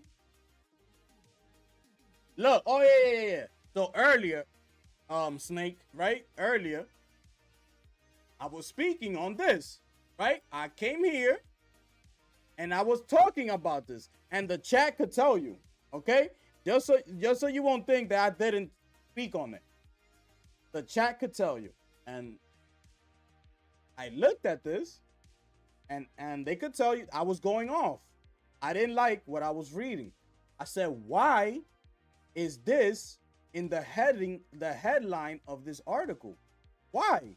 Why are they saying that by unconcerned by plummeting PS5 and Xbox sales when this is false? This is not the truth. PlayStation is doing actually just fine. They're doing actually phenomenal. They're selling at a faster pace than the PlayStation 4. And the PlayStation 4 went on to sell over 100 million copies. And PlayStation 5 is ahead of that. So why does IGN put this into the headline of this story? And I was saying, if that was the case, they should have just included Nintendo. Because Nintendo's considered a console, right? They're still in the console. Hybrid, they're still there. But like I keep saying, that they keep hating on PlayStation. Remember, Satnus, I don't know if you was here that early. I was going in. The rest of the chat could tell you. I went in on this because it pissed me off as soon as I saw it. It pissed me off. Like I said, what is this? I took them here. And it's like, okay, consoles is making up 40% of Take-Two's earnings. They come here, Take-Two pause, unconcerned by plummeting PS5, yada yada. They start hyping up PC. They saying that by them not launching the GTA 6 on PC day and date, is gonna cost them a 40% loss by them not doing that, by putting it day and day on PC. You come here, and according to their earnings call, PC only makes up 8% of their sales. So where is this report coming from? Why is this being mentioned? Why is PlayStation being mentioned in the same sentence as Xbox when it comes to sales or when it comes to anything?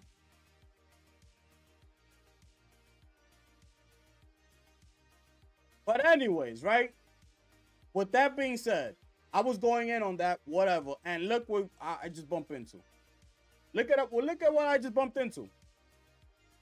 Look, I just happen to see this right now. I'm just clicking on it for the first time. Look, IGN. Look, IGN. Let me pick this up more. Continues its anti-PS5 agenda with a new article stating Take-Two pause, unconcerned by plummeting PS5 and Xbox sales. Did I do that? Finish him. Or what? But I don't know what I'm talking about. I don't know what I'm talking about. I'm new at this, people. I'm new at this. I don't know what I'm talking about. I don't know what I'm saying. Whatever else people want to be throwing at me. But here it is. I caught it. Look, I caught it by myself. I caught it with my very own eyes. As soon as I read it, I said, wait a minute. What? Why is this even the headline of this article? Why? Why? When you go back, you're gonna see I was going in. And here it is. A few hours later, after I was done with the main topics, I'm just scrolling by to see what other news is out there. And look, it's ridiculous, but I love it at the same time because it's proving to me. Things are just proving themselves to me. Okay, that I'm actually, doing some, like I'm actually thinking about these things.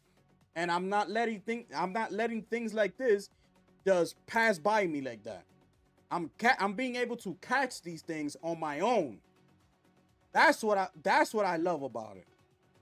Cause look, a few hours later, look what I bump into. I bump into this. I wasn't expecting this. You see what I'm saying? I wasn't expecting this at all.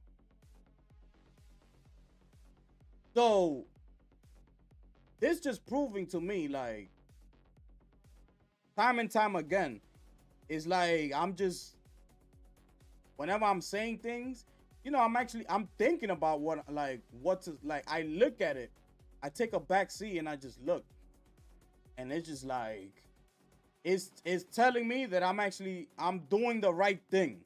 That's what it's telling me. Because things like this keep popping up, you know, to my face, and it's just proving to me that, you know, I'm actually doing the right thing.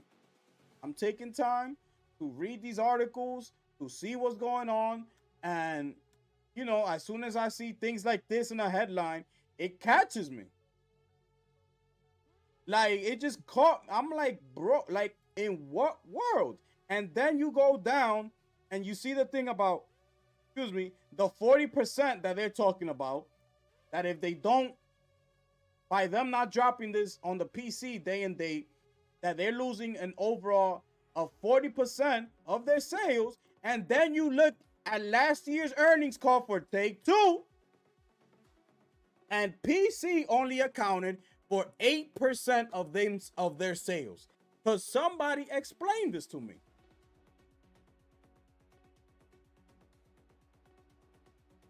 It's ridiculous.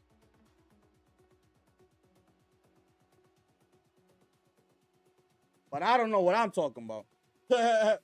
I don't know what I'm talking about. You rocking with the gifted one, ladies and gentlemen. It's just like that. And I'm spitting straight facts. Just like that, ladies and gentlemen. This is crazy, bro.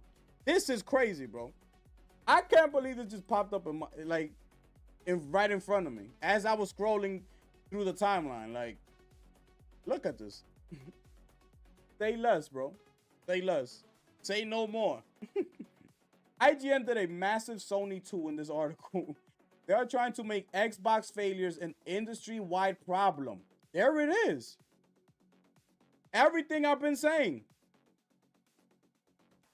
There it is, ladies and gentlemen. There it is.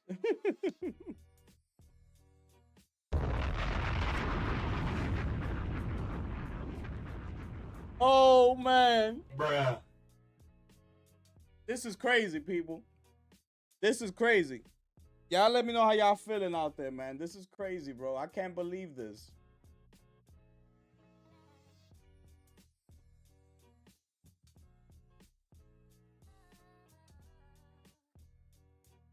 I mean, is somebody else gonna catch this?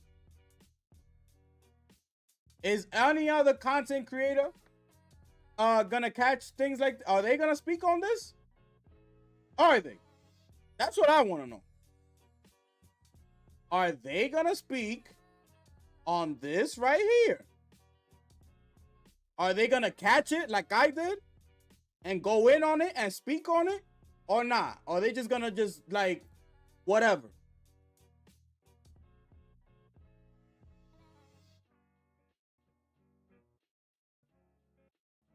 Why don't you post the actual article title next time? It says plummeting PS5 and Xbox sales. What is this guy talking about? What are you talking about? What? Yeah, he's slow. Definitely. Definitely. Definitely. Yup, I know. Yup, he's slow. For sure. For sure. That dude is bugging. Yeah. You don't know what he's talking about. I want to know, are other content creators going to speak up about this? Just like they've been running their mouth talking about the PlayStation Network being down. That's what I want to know. Are they? Are we going to see an uproar about this? So this is misinformation. Okay? This title is misinformation. You're misleading the people. That's why I go so hard at them. That's why I go so hard at them. You misleading us. We trying to come up in here, right? Look to y'all big IGN, GameSpot people, you know, as far as these articles and breaking news and things like that, reviews, and take your word seriously. But then you come up in here and do this. This is why I go so hard at them. It's because of this. It's right here. This just came out. This just came out. Every day you have a chance to prove yourself, you know, that you don't, you made a mistake or whatever it was, and you don't want to be known as that.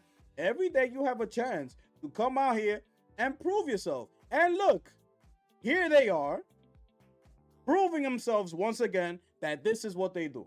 They hate on PlayStation. Like I've always been saying, every single time. Every single time. If PlayStation was the one going third party, these people will be having a grand finale parade everywhere.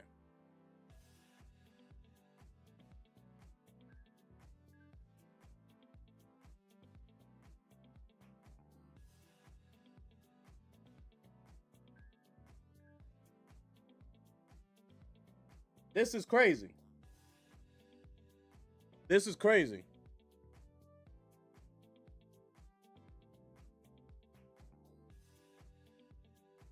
This is crazy, my peoples. I appreciate everybody being here. Straight facts. Feel me? Damn, I've been up in here 3 hours and a half, my brother. My brothers. They hate on PlayStation, brother, because they know it's king. It's just straight facts. Like, how do you not speak on this? You see what I'm saying? This should be spoken of, especially by every PlayStation fan. By every PlayStation fan, this, they should be speaking on. And not letting this go by like nothing's happening. Trying to warn the people, their fans, their audience, trying to let them know, look, the reason I go so hard for PlayStation is because of things like this. Look, they should be doing the same thing. But I haven't even looked. I don't know what's going on. But let's see. I'm not even gonna, get ahead of myself before I speak. I'm not even gonna get ahead of myself before I speak. But if they not doing it, like, this is what they should be doing. Pointing things out like this. This is how you, try to educate people that are watching you and let everybody know, your reasons as to why you do what you do and things like that. This is why. This is this is one of the main issues here. It's right here in front of your face. And it's by one of the biggest outlets, being IGN. It's right here. Everybody saw this. This is the one article that when they were speaking on the uptick in consoles, other ones have it, like GameSpot, whatever. But the IGN one, was the one article that kept going around. This is the one that everybody kept reposting. It was this one. This is the article. So meaning everybody knows that this article is out right now. All of them. They all know this. So if they didn't speak on this, I'm not gonna get ahead of myself because I don't know what's going on out there. But that's the problem right there. You see, that's the issue right there. They need to bring things like this up to let the fans know, to let their people know. Listen, this is why we go hard over here on this side, because of things like this, and let them know if this was PlayStation going third party, we will be having a totally different discussion right now. The gaming industry will be in such a different state right now if this was flipped the other way around. Totally different type of discussion we will be having. So I'm gonna leave it right there, though. I'm not gonna speak on that any further because I don't really know what's going on out there yet. You see people still out here acting like PSN being down for one night was some big catastrophe. Exactly. Like Like, bro, and they're still complaining, mind you. They're still complaining at the fact that PlayStation is only giving people 5 extra days of free plus PlayStation Plus. When you have companies out here that don't do anything, they have outages all the time. All these different corporations, they don't compensate people for having outages. They just tell you that it's part of the problem. Like, expect these things from time to time. That's all they tell you. That there's nothing that they could do about that. That's not an issue that's in their hands. That's a satellite issue. That's a bandwidth issue. That's a yada, yada, yada issue. But it's not their issue. So therefore, they can't compensate you with anything. You don't see nobody else talking about this, right? You don't see nobody else speaking on this. Xbox goes down all the time. I showed you the chart on Saturday. Okay, I'm gonna bring it up. I showed you the chart on Saturday. I showed you the chart on Saturday.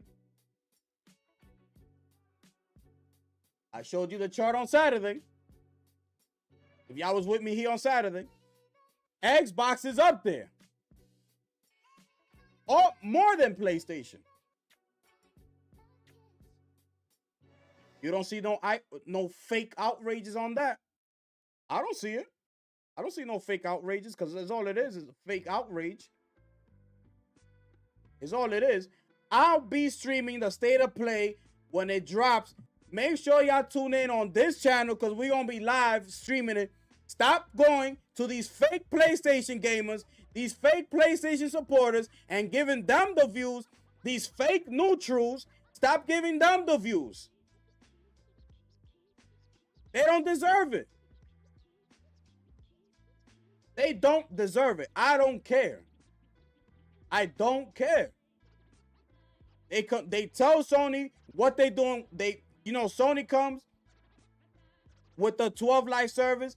Everybody complains. What's going on? They drop it down to 6 later on. They still complaining. Stop doing it. Stop live service. Stop live service. They come out and stop the live service. They come out and stop Bluepoint, stop Bend Studios from the live service games. What they do? PlayStation fans.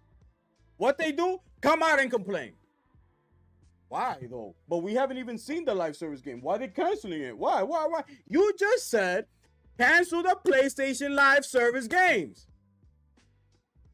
They do what you say, and you come out and say, what are you doing?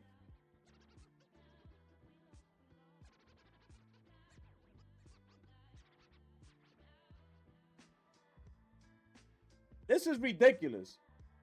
Salute to my brother John Wayne stepping up in the building. Salute to you, my brother. We here. We spitting straight facts. Nothing but facts. Okay? That's just what I do. Appreciate you pulling up, my brother. Xbox Live goes down all the time. Just like that. It is true. Those are the facts. Look at the chart right here. Look.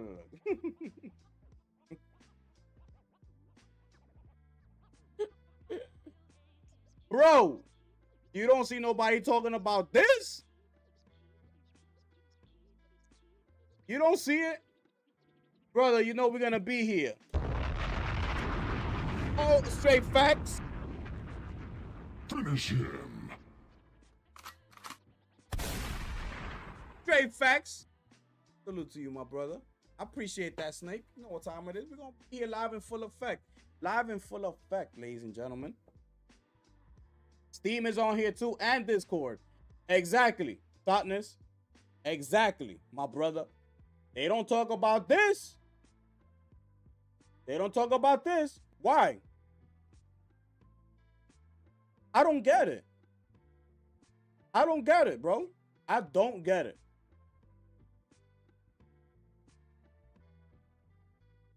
Well, that's why the gifted one is here, ladies and gentlemen. I'm here. I'm here. Live in full effect, ladies and gentlemen. I'm here. Okay? To spit the facts. Let it out. Okay? Let it out. Spit facts out here. Because the facts, it hurts. It hurts. You feel me? But it's okay. It's okay, my brother. We're going to be right here, And it's okay. It is what it is. It is what it is, people. Make sure when that state of play, I'm pretty sure everybody's gonna be streaming, giving they fake hype after they've been bashing PlayStation this whole time. Even some PlayStation fans getting at PlayStation for doing what they asked them to do. Live service canceling. What are you doing? Any type of thing is an issue. No. Make sure you pull up, because we're going to be right here. Live streaming, okay? Right here. Leave them high and dry. They want to hate PlayStation so much. Leave them high and dry so they could see. That's all it is. And it ain't pocket watching nobody. It ain't hating on nobody. It's just facts. Stop switching up. Stop doing that whole fake neutral stuff. Stop doing it. And I won't have to come out here and do what I do. Stop doing it. Stop being some fake neutral. Just state where you at, what you love most, and keep it pushing. That's all it is. I've called out multiple people. I've called out MBG. I don't care. You think I care? I don't care. I've called out plenty of people. Think I care? I don't care. I've called out MBG and a whole bunch of other people. I don't care. Excuse me. My goodness.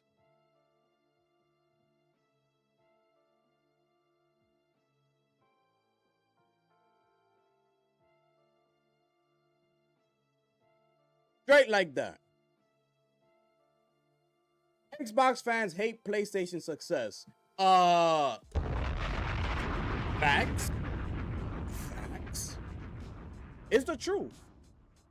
They have PlayStation derangement syndrome.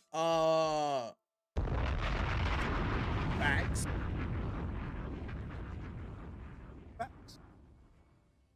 100, bro. Love the facts you be spitting.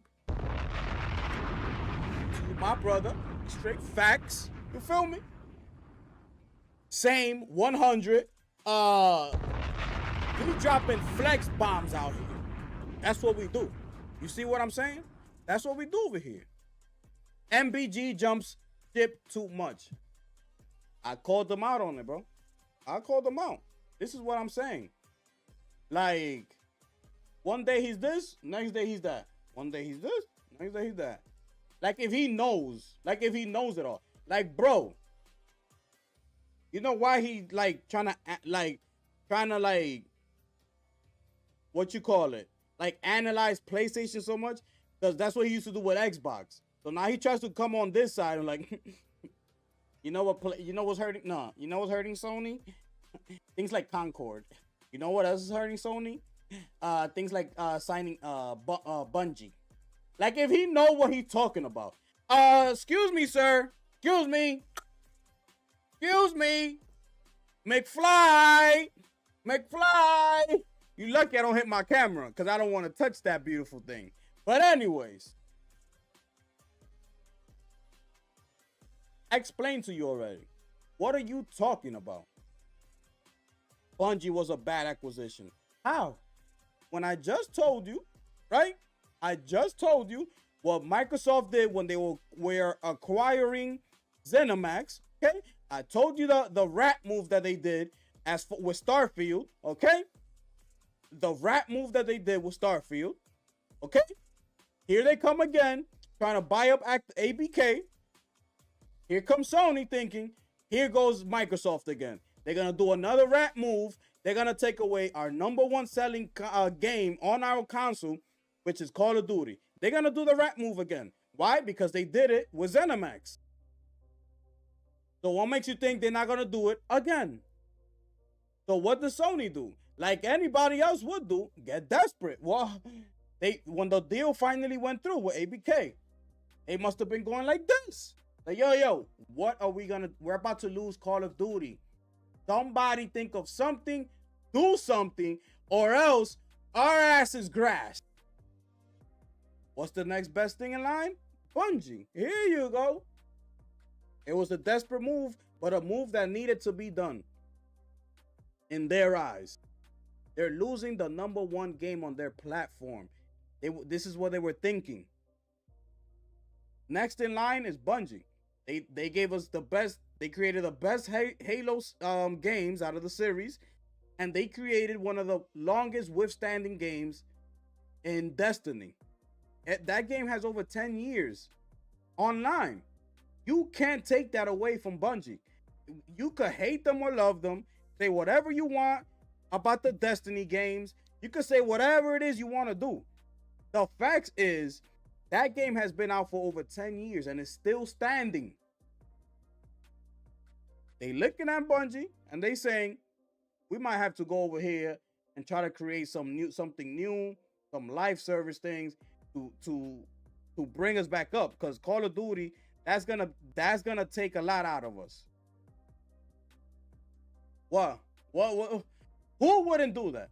For you to say that no, I wouldn't have done. No, they shouldn't have done that.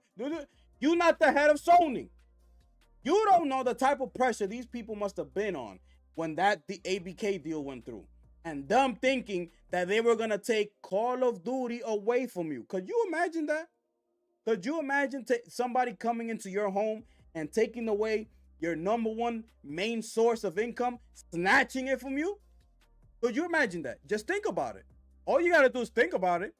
Think about your main source of income right now. Think about that, right? Now think about somebody coming in here and going like this. Give me, that's mine. You're gonna be like, but how I'm gonna pay my mortgage? How I'm gonna pay my rent? How I'm gonna pay my bills? You're gonna start going nuts. And mind you, that mortgage is due next month. It ain't waiting for you. That rent is due next month. That rent ain't waiting for you to go figure out what's your next job, career, whatever it is you're gonna do. It ain't waiting for you. So that means you better have that money next month. I don't care what happened to you. Have the money ready. Point blank, period. But these people want to act like they know what's up. Like, bro. And then the whole thing with Concord is like every article I've been going through, like the whole Insomniac thing, taking a risk, taking risks, taking chances, bro. That's how you see what works and what doesn't work. You have to take risks. You have to take chances. He didn't fund the whole thing. That whole $400 million thing, I don't know where that came from. The Concord game was already done. The game was done. Practically. So, but the way people speak is like Sony, started funding this game from the very beginning of the whole thing. Like they came from the starting point. Like, yes, this is the game we need y'all to work on. We're going to fund it. Give you the resources. Yeah. Do that job. Do that game right there. Yes. When it was never like that. Concord was almost basically done, you could say. It was already done almost. PlayStation saw it. Live service game. Maybe this could be it. They saw Herman Host went up in there. Oh, this is fantastic. He took a chance. Boom. There you go. He took a chance with Helldivers 2, though. But you don't see nobody complaining about that, right? And don't let nobody tell you. Okay, don't let nobody tell you that they saw this coming with Helldivers 2, because they'll be lying straight to your face. Nobody saw it coming. But what do you call that? You call that taking a chance, taking a risk. They took the risk, and here we are today with Helldivers 2. But if they didn't take the risk, we wouldn't have Helldivers 2.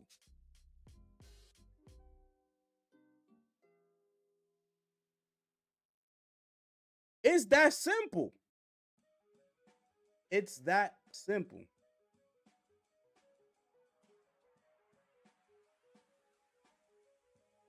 These people are out of control. But like I said, I don't hold back.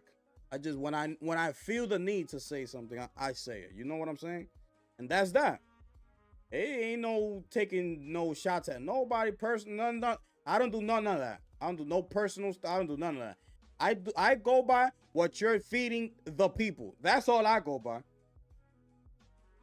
That's all I go by. And he said he's going back to Xbox. Oh my goodness. Say it ain't so. He knows nothing, bro. And it's like no shade or nothing. You know what I'm saying? I'm just saying like what I've like what I see, what I notice. That's all. Concord wasn't that bad to me. I liked it. And the graphics was pretty good as well. Exactly. But you see, if you say that, people are gonna take it as, what is this guy talking about? When, you know, I felt the same way. And a lot of us did. You know what I'm saying? A lot of us really did, to be honest. The game was actually good. This is what I was telling people. Like, it didn't feel like these free-to-play games. When you go play these free-to-play games, you feel the jank. You feel, you know, that it's not like well made like that. You see it skipping frames and things like that. Bro, Concord, when you was playing it, it felt like there was, you know, when you feel like they put money behind something. That's what it felt like. When y'all was shooting, when I was moving, it felt like Concord, you know, they put money behind it. You could feel the quality, bro.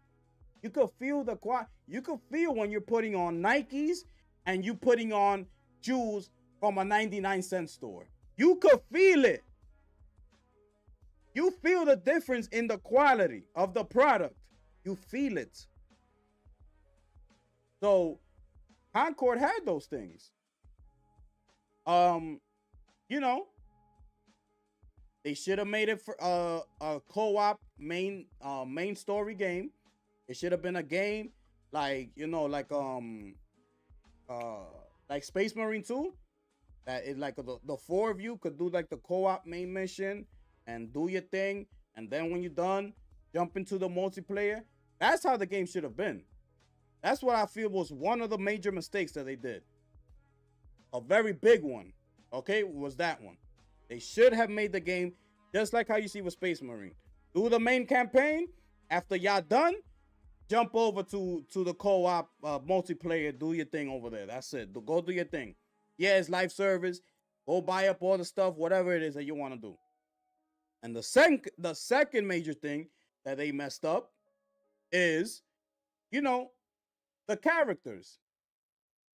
They messed up with the characters. If they would have used, I don't know if you saw the secret level episode with Concord.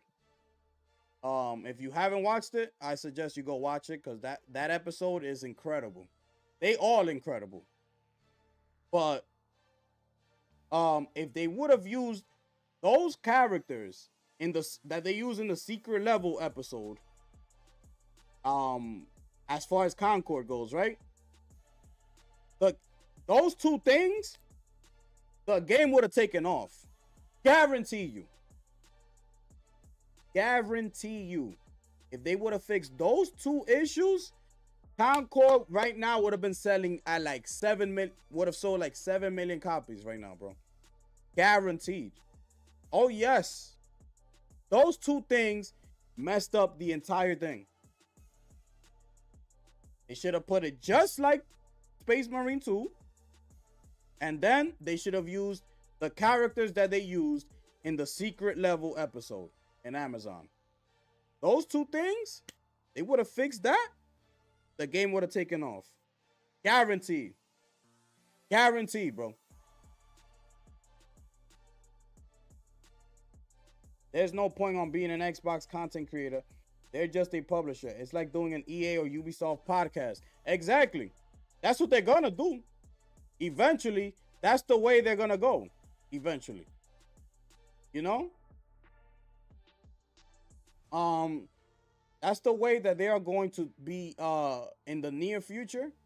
That's where they're heading. Remember, I said it, you know? Eventually, they're gonna drop the name Xbox. They're just gonna be considered Microsoft Gaming Publishing Studios. And they're gonna go full third party. And your boy Phil Spencer will step down by the end of this year. That guy cannot take it anymore. Facts, bro. Facts. Exactly. Or should have had a single player story. Not, yeah, exactly. It's like I'm saying. Like, I know the intentions behind the game was to have a multiplayer aspect to it. You see what I'm saying? So, what better way than presenting it to us as a 4-player co-op? You go through the mission together, just like Space Marine.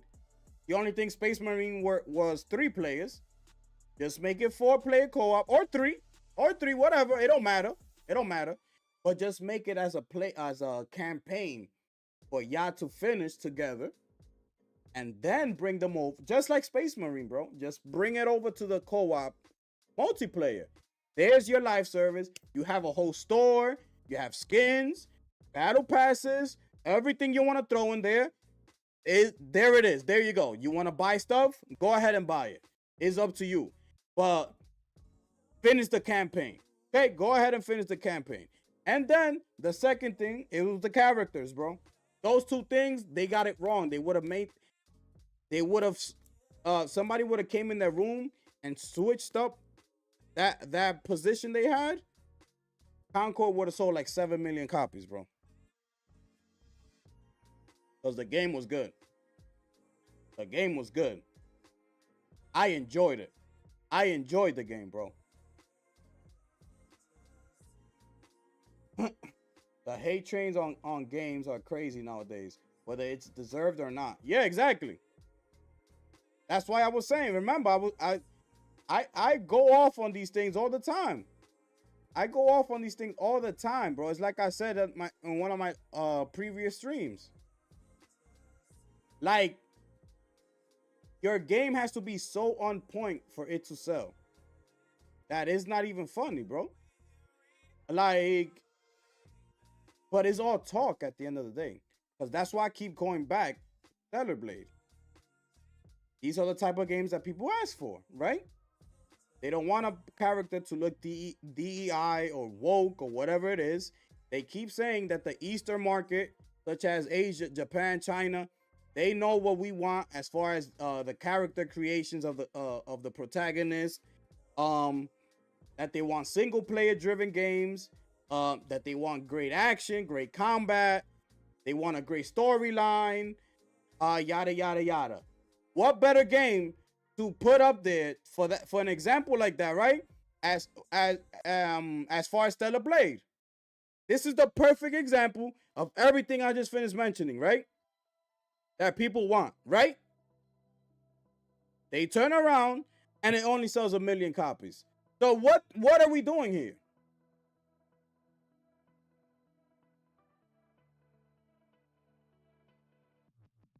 It's crazy.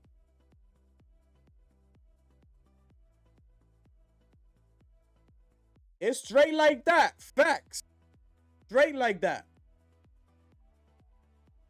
Me and my friends played the hell out of Foam Stars last year, but you couldn't convince people once they decided Splatoon clone right away. Even though clone is how you make genres. Exactly. What do people think happens? Do these people think like a lot of things that you see nowadays was already done? Was already done. Way back in the days. Way back. A lot of these, whatever, any topic you want to go into. The entertainment, the music, the gaming, anywhere you want to take it. Chances are, a lot of those ideas were already done back in the days.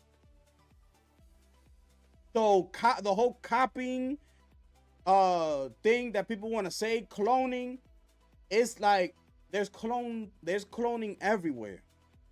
It's just a matter of how are you going to spin it, okay? In which way are you gonna flip it for people won't notice so much, like as far as comparing it to the previous game or whatever it is? What's gonna be so unique about yours, okay, that's gonna set it aside from theirs?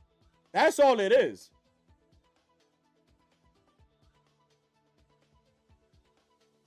Right, bro. Sometimes the loudest people saying what every game should be aren't really that big an audience, but people listen to them.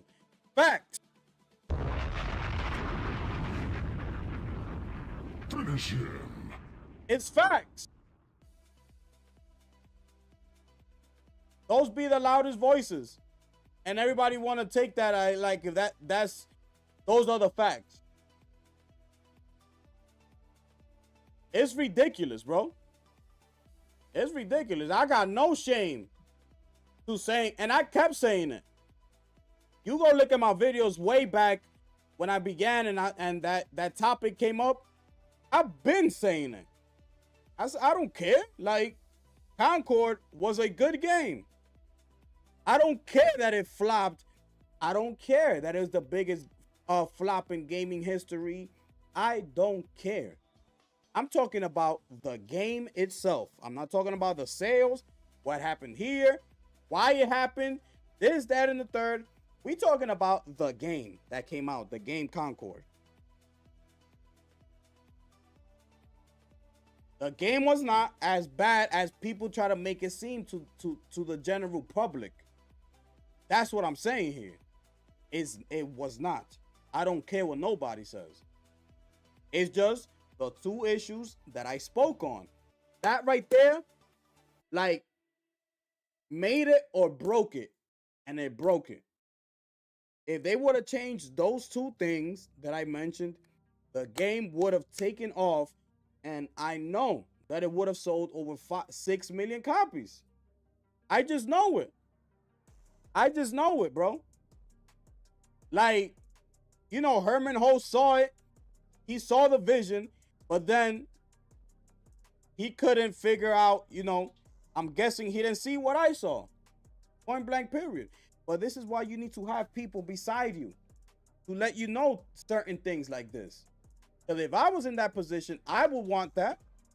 I would try to get at least 2 to 3 people that I have 100% confidence in, so that if I miss something like that, they'll be able to tap me on my shoulder and be like, yo, you don't think we should change those characters? And I'll be like, why? What you mean? Like, look at the characters. Like, take a close look. Like, you think those characters are going to do good when the game comes out? You don't think people are going to do this, complain, blah, blah, blah. You know, maybe that will open my eyes and I will be like, you know what? You know what? Yeah, you're right. Yeah, it's true. You're right. Yo, change up them characters. I don't want to see none of that. Go back in the lab and create me a whole new set of characters, because that's not going to work. And then, as well as the whole storyline. Yo, you don't think we should do like a campaign, like a co-op campaign? They introduce them to the characters, bring a whole storyline to it, you know, get them accustomed to these things. And then once they're done, you know, they ship over to multiplayer. We could still do the whole live service. And once they get to multiplayer, we're going to have a whole store. They're going to be able to buy skins, do this, do that, whatever they want to do. You don't think that's the right, you don't want to go that direction? It could get me to think like, you know what? That sounds like a great idea. Yeah, you know, like kind of like, that's what they're saying that Space Marine is going to do. Yeah, you know what? And Space Marine is getting great reception right now. You know what? Let's do it that way. Create a damn campaign for the game. We're going to have to delay it. Sorry.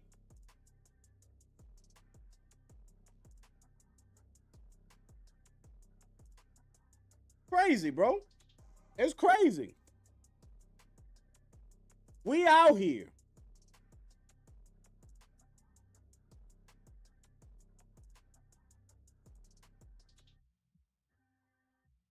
I think this new Sony era that's starting isn't making none of those mistakes ever again. Exactly. Exactly. That's what I was saying. You know, that's what I was saying with Nishino. As far as Nishino goes, you know, we haven't seen anything from him. We don't know. You know, we can't really speak on Nishino like that. But it's just the vibe that I got from him. That's all I'm speaking on. It's just the vibe that I got from him. He looks like a no nonsense type of guy. He looks like, you know, he wants like perfection for some reason. I don't know why I got that vibe from him. He look like he's not coming in here to play no games. He's coming in here to fix, to right the ship. He hears the noise. He sees what's going on. He knows. He sees everything that's going on. And I feel like he's gonna come in here like you know, no tolerance. Like he's going in. He hears the noise, bro. He saw all the failures with these whole live service games. That's why I feel like they're gonna come out with SOCOM. I just feel it. They're gonna come out with SOCOM again. Watch. Watch. And if they were smart, they will do that. Because they need to keep looking ahead. Like, it's crazy. I wish I worked at PlayStation. Like, I wish. And just to like notice things and see things. Like, you gotta start thinking ahead. And you gotta start thinking the what ifs as well. You have to put everything on the table. You have to throw everything on the table. You gotta start thinking, especially now, you gotta start thinking, what if one day Call of Duty actually fails? You know what I'm saying? What if the end of Call of Duty is actually near? Where will we go from here? Where? You have to present a lot of these things to these people. Most of these people are business minded. They don't know about games and all that. So you need to have people in place to do these things for you. You know? You gotta have people to go to the big boss and be like, yo, what if Call of Duty fails one day? Why? What was it? Well, Black Ops 6 just came out, and let me just tell you what's going on. They're having issues here, a bunch of cheaters. Nobody's happy. All the big content creators of Call of Duty are upset. They're calling out Activision, yada yada. People are, you know, not buying the game anymore. Is going, you know, its reputation is going down. I just want to fill you in on what's going on. Do you feel like you still want to bank on Call of Duty and not try to do like bring out SOCOM back out again or something like that? Like, you know, try to look at other, you know, ways to try to deviate ourselves from that. And at least give the big boss the option. Give him the option to make decisions. Like, you know, if he says no, we're gonna stick with Call of Duty, it don't matter, they never gonna, then that's on the CEO. But at least, you know, you have people like this in their corner to come up to them and tell them, yo, look at this, well, look at this. Well, and the same thing, you know, with Concord. Look at this. You want to go ahead with these characters? Let me explain something to you. If you come out with these characters, here, this is what's going to happen. Potentially. You do this, if you don't come out with a story campaign, potentially this could happen. Who knows, bro? Who knows? You could change people's minds. You don't know. You don't know, bro.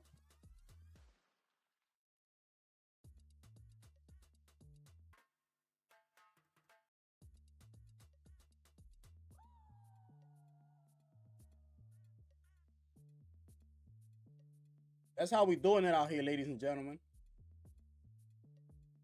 I'm out here. Out here. I got 4 hours streaming by myself. By myself.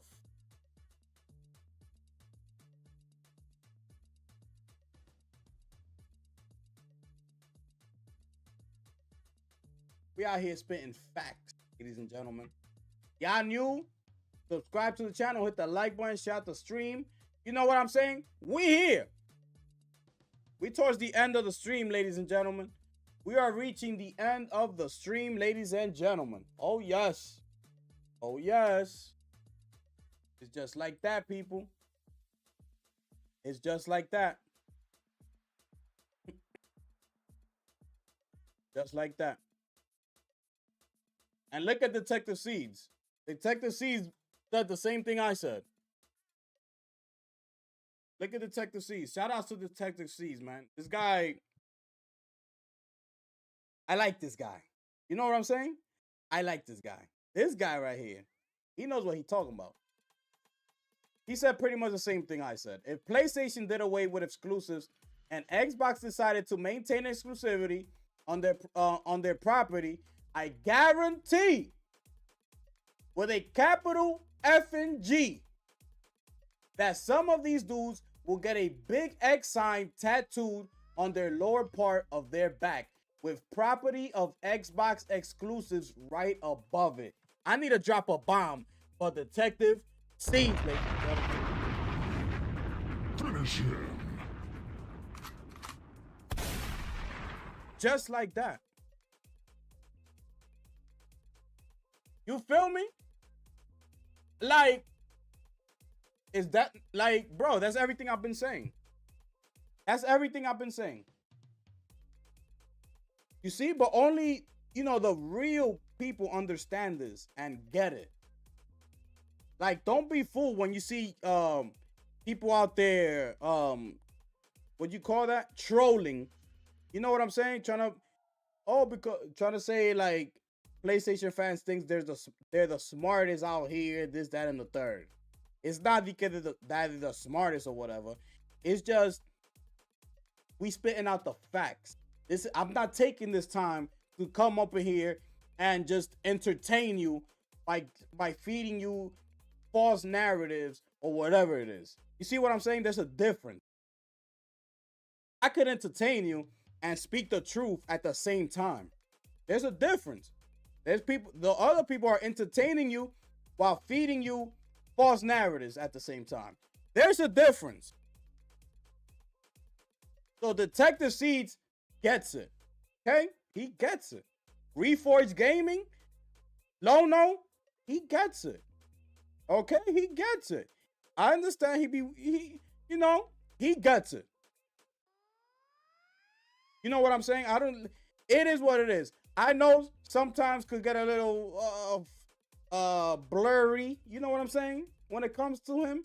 But at the end of the day, he gets it.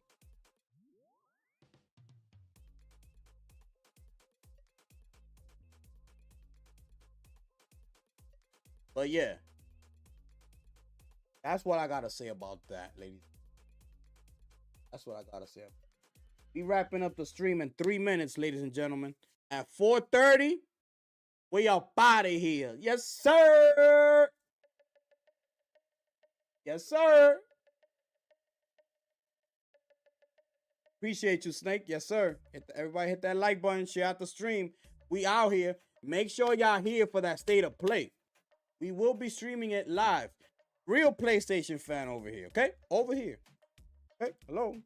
Hello. Hello. Right here. Yes, sir. Yes, sir.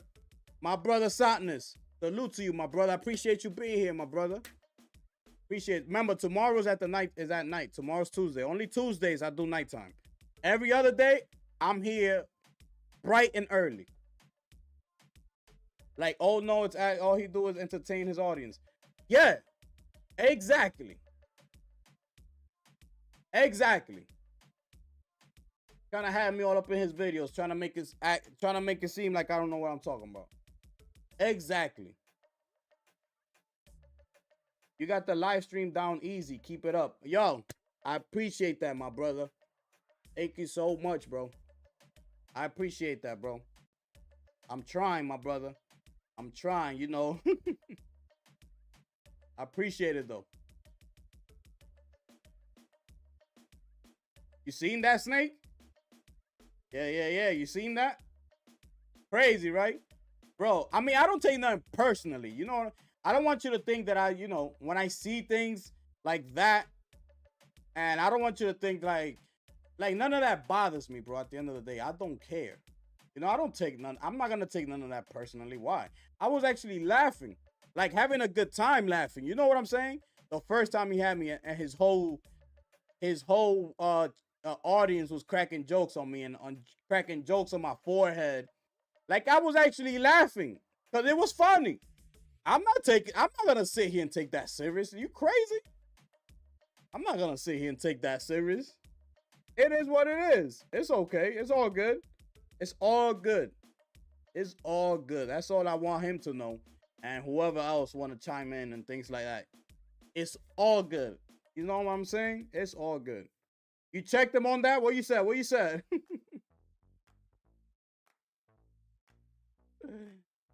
Oh yeah, you know, you already know, Snake. Exactly. You already know, bro. I'll take none of that personally, bro. This it is what it is, bro. I'm just out here doing my thing. You know what I'm saying? Out here doing my thing. Yo, you was at his live though? Where you was at? You was at his live? Or you checked them like in the comment section or something like that? Crazy, bro. Crazy.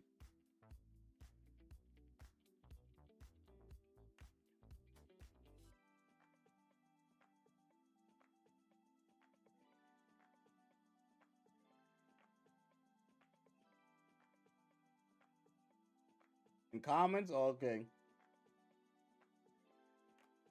Yes, sir. Appreciate that, my brother. How we do over here? How we do over here? It's all good. It's all good, my brother. We outside. We out here. Okay? We out here, ladies and gentlemen. We out here. But I think we just finished, we have come to the end of today's stream. This was my first stream being during the daytime.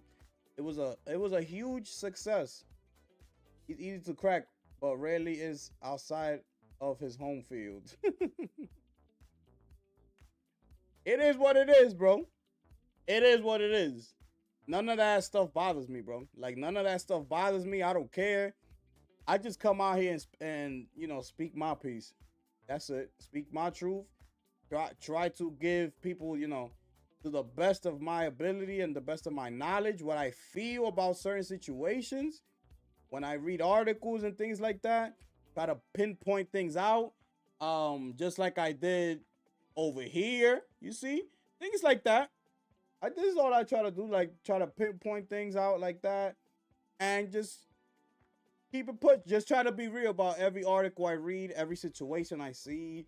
Anything, any little thing like that. Like, that's all. That's all. I don't take none of whatever they like those people say serious like that, It is what it is, bro. Like I've seen things, I've been on channels that is like I open my eyes and I'm like, bro, you over here considering yourself a neutral and you really not. So I've called people out. I've called people out for that. And it is what it is. They can take it however they want to take it. I'm not coming in here looking at no pocket watching, looking at I'm not doing none of that. It's just they feeding people, misleading people, okay? That's what they're doing, and feeding them misinformation. Just like this. This is a perfect example. Exactly, Michael. Exactly, my brother. Exactly.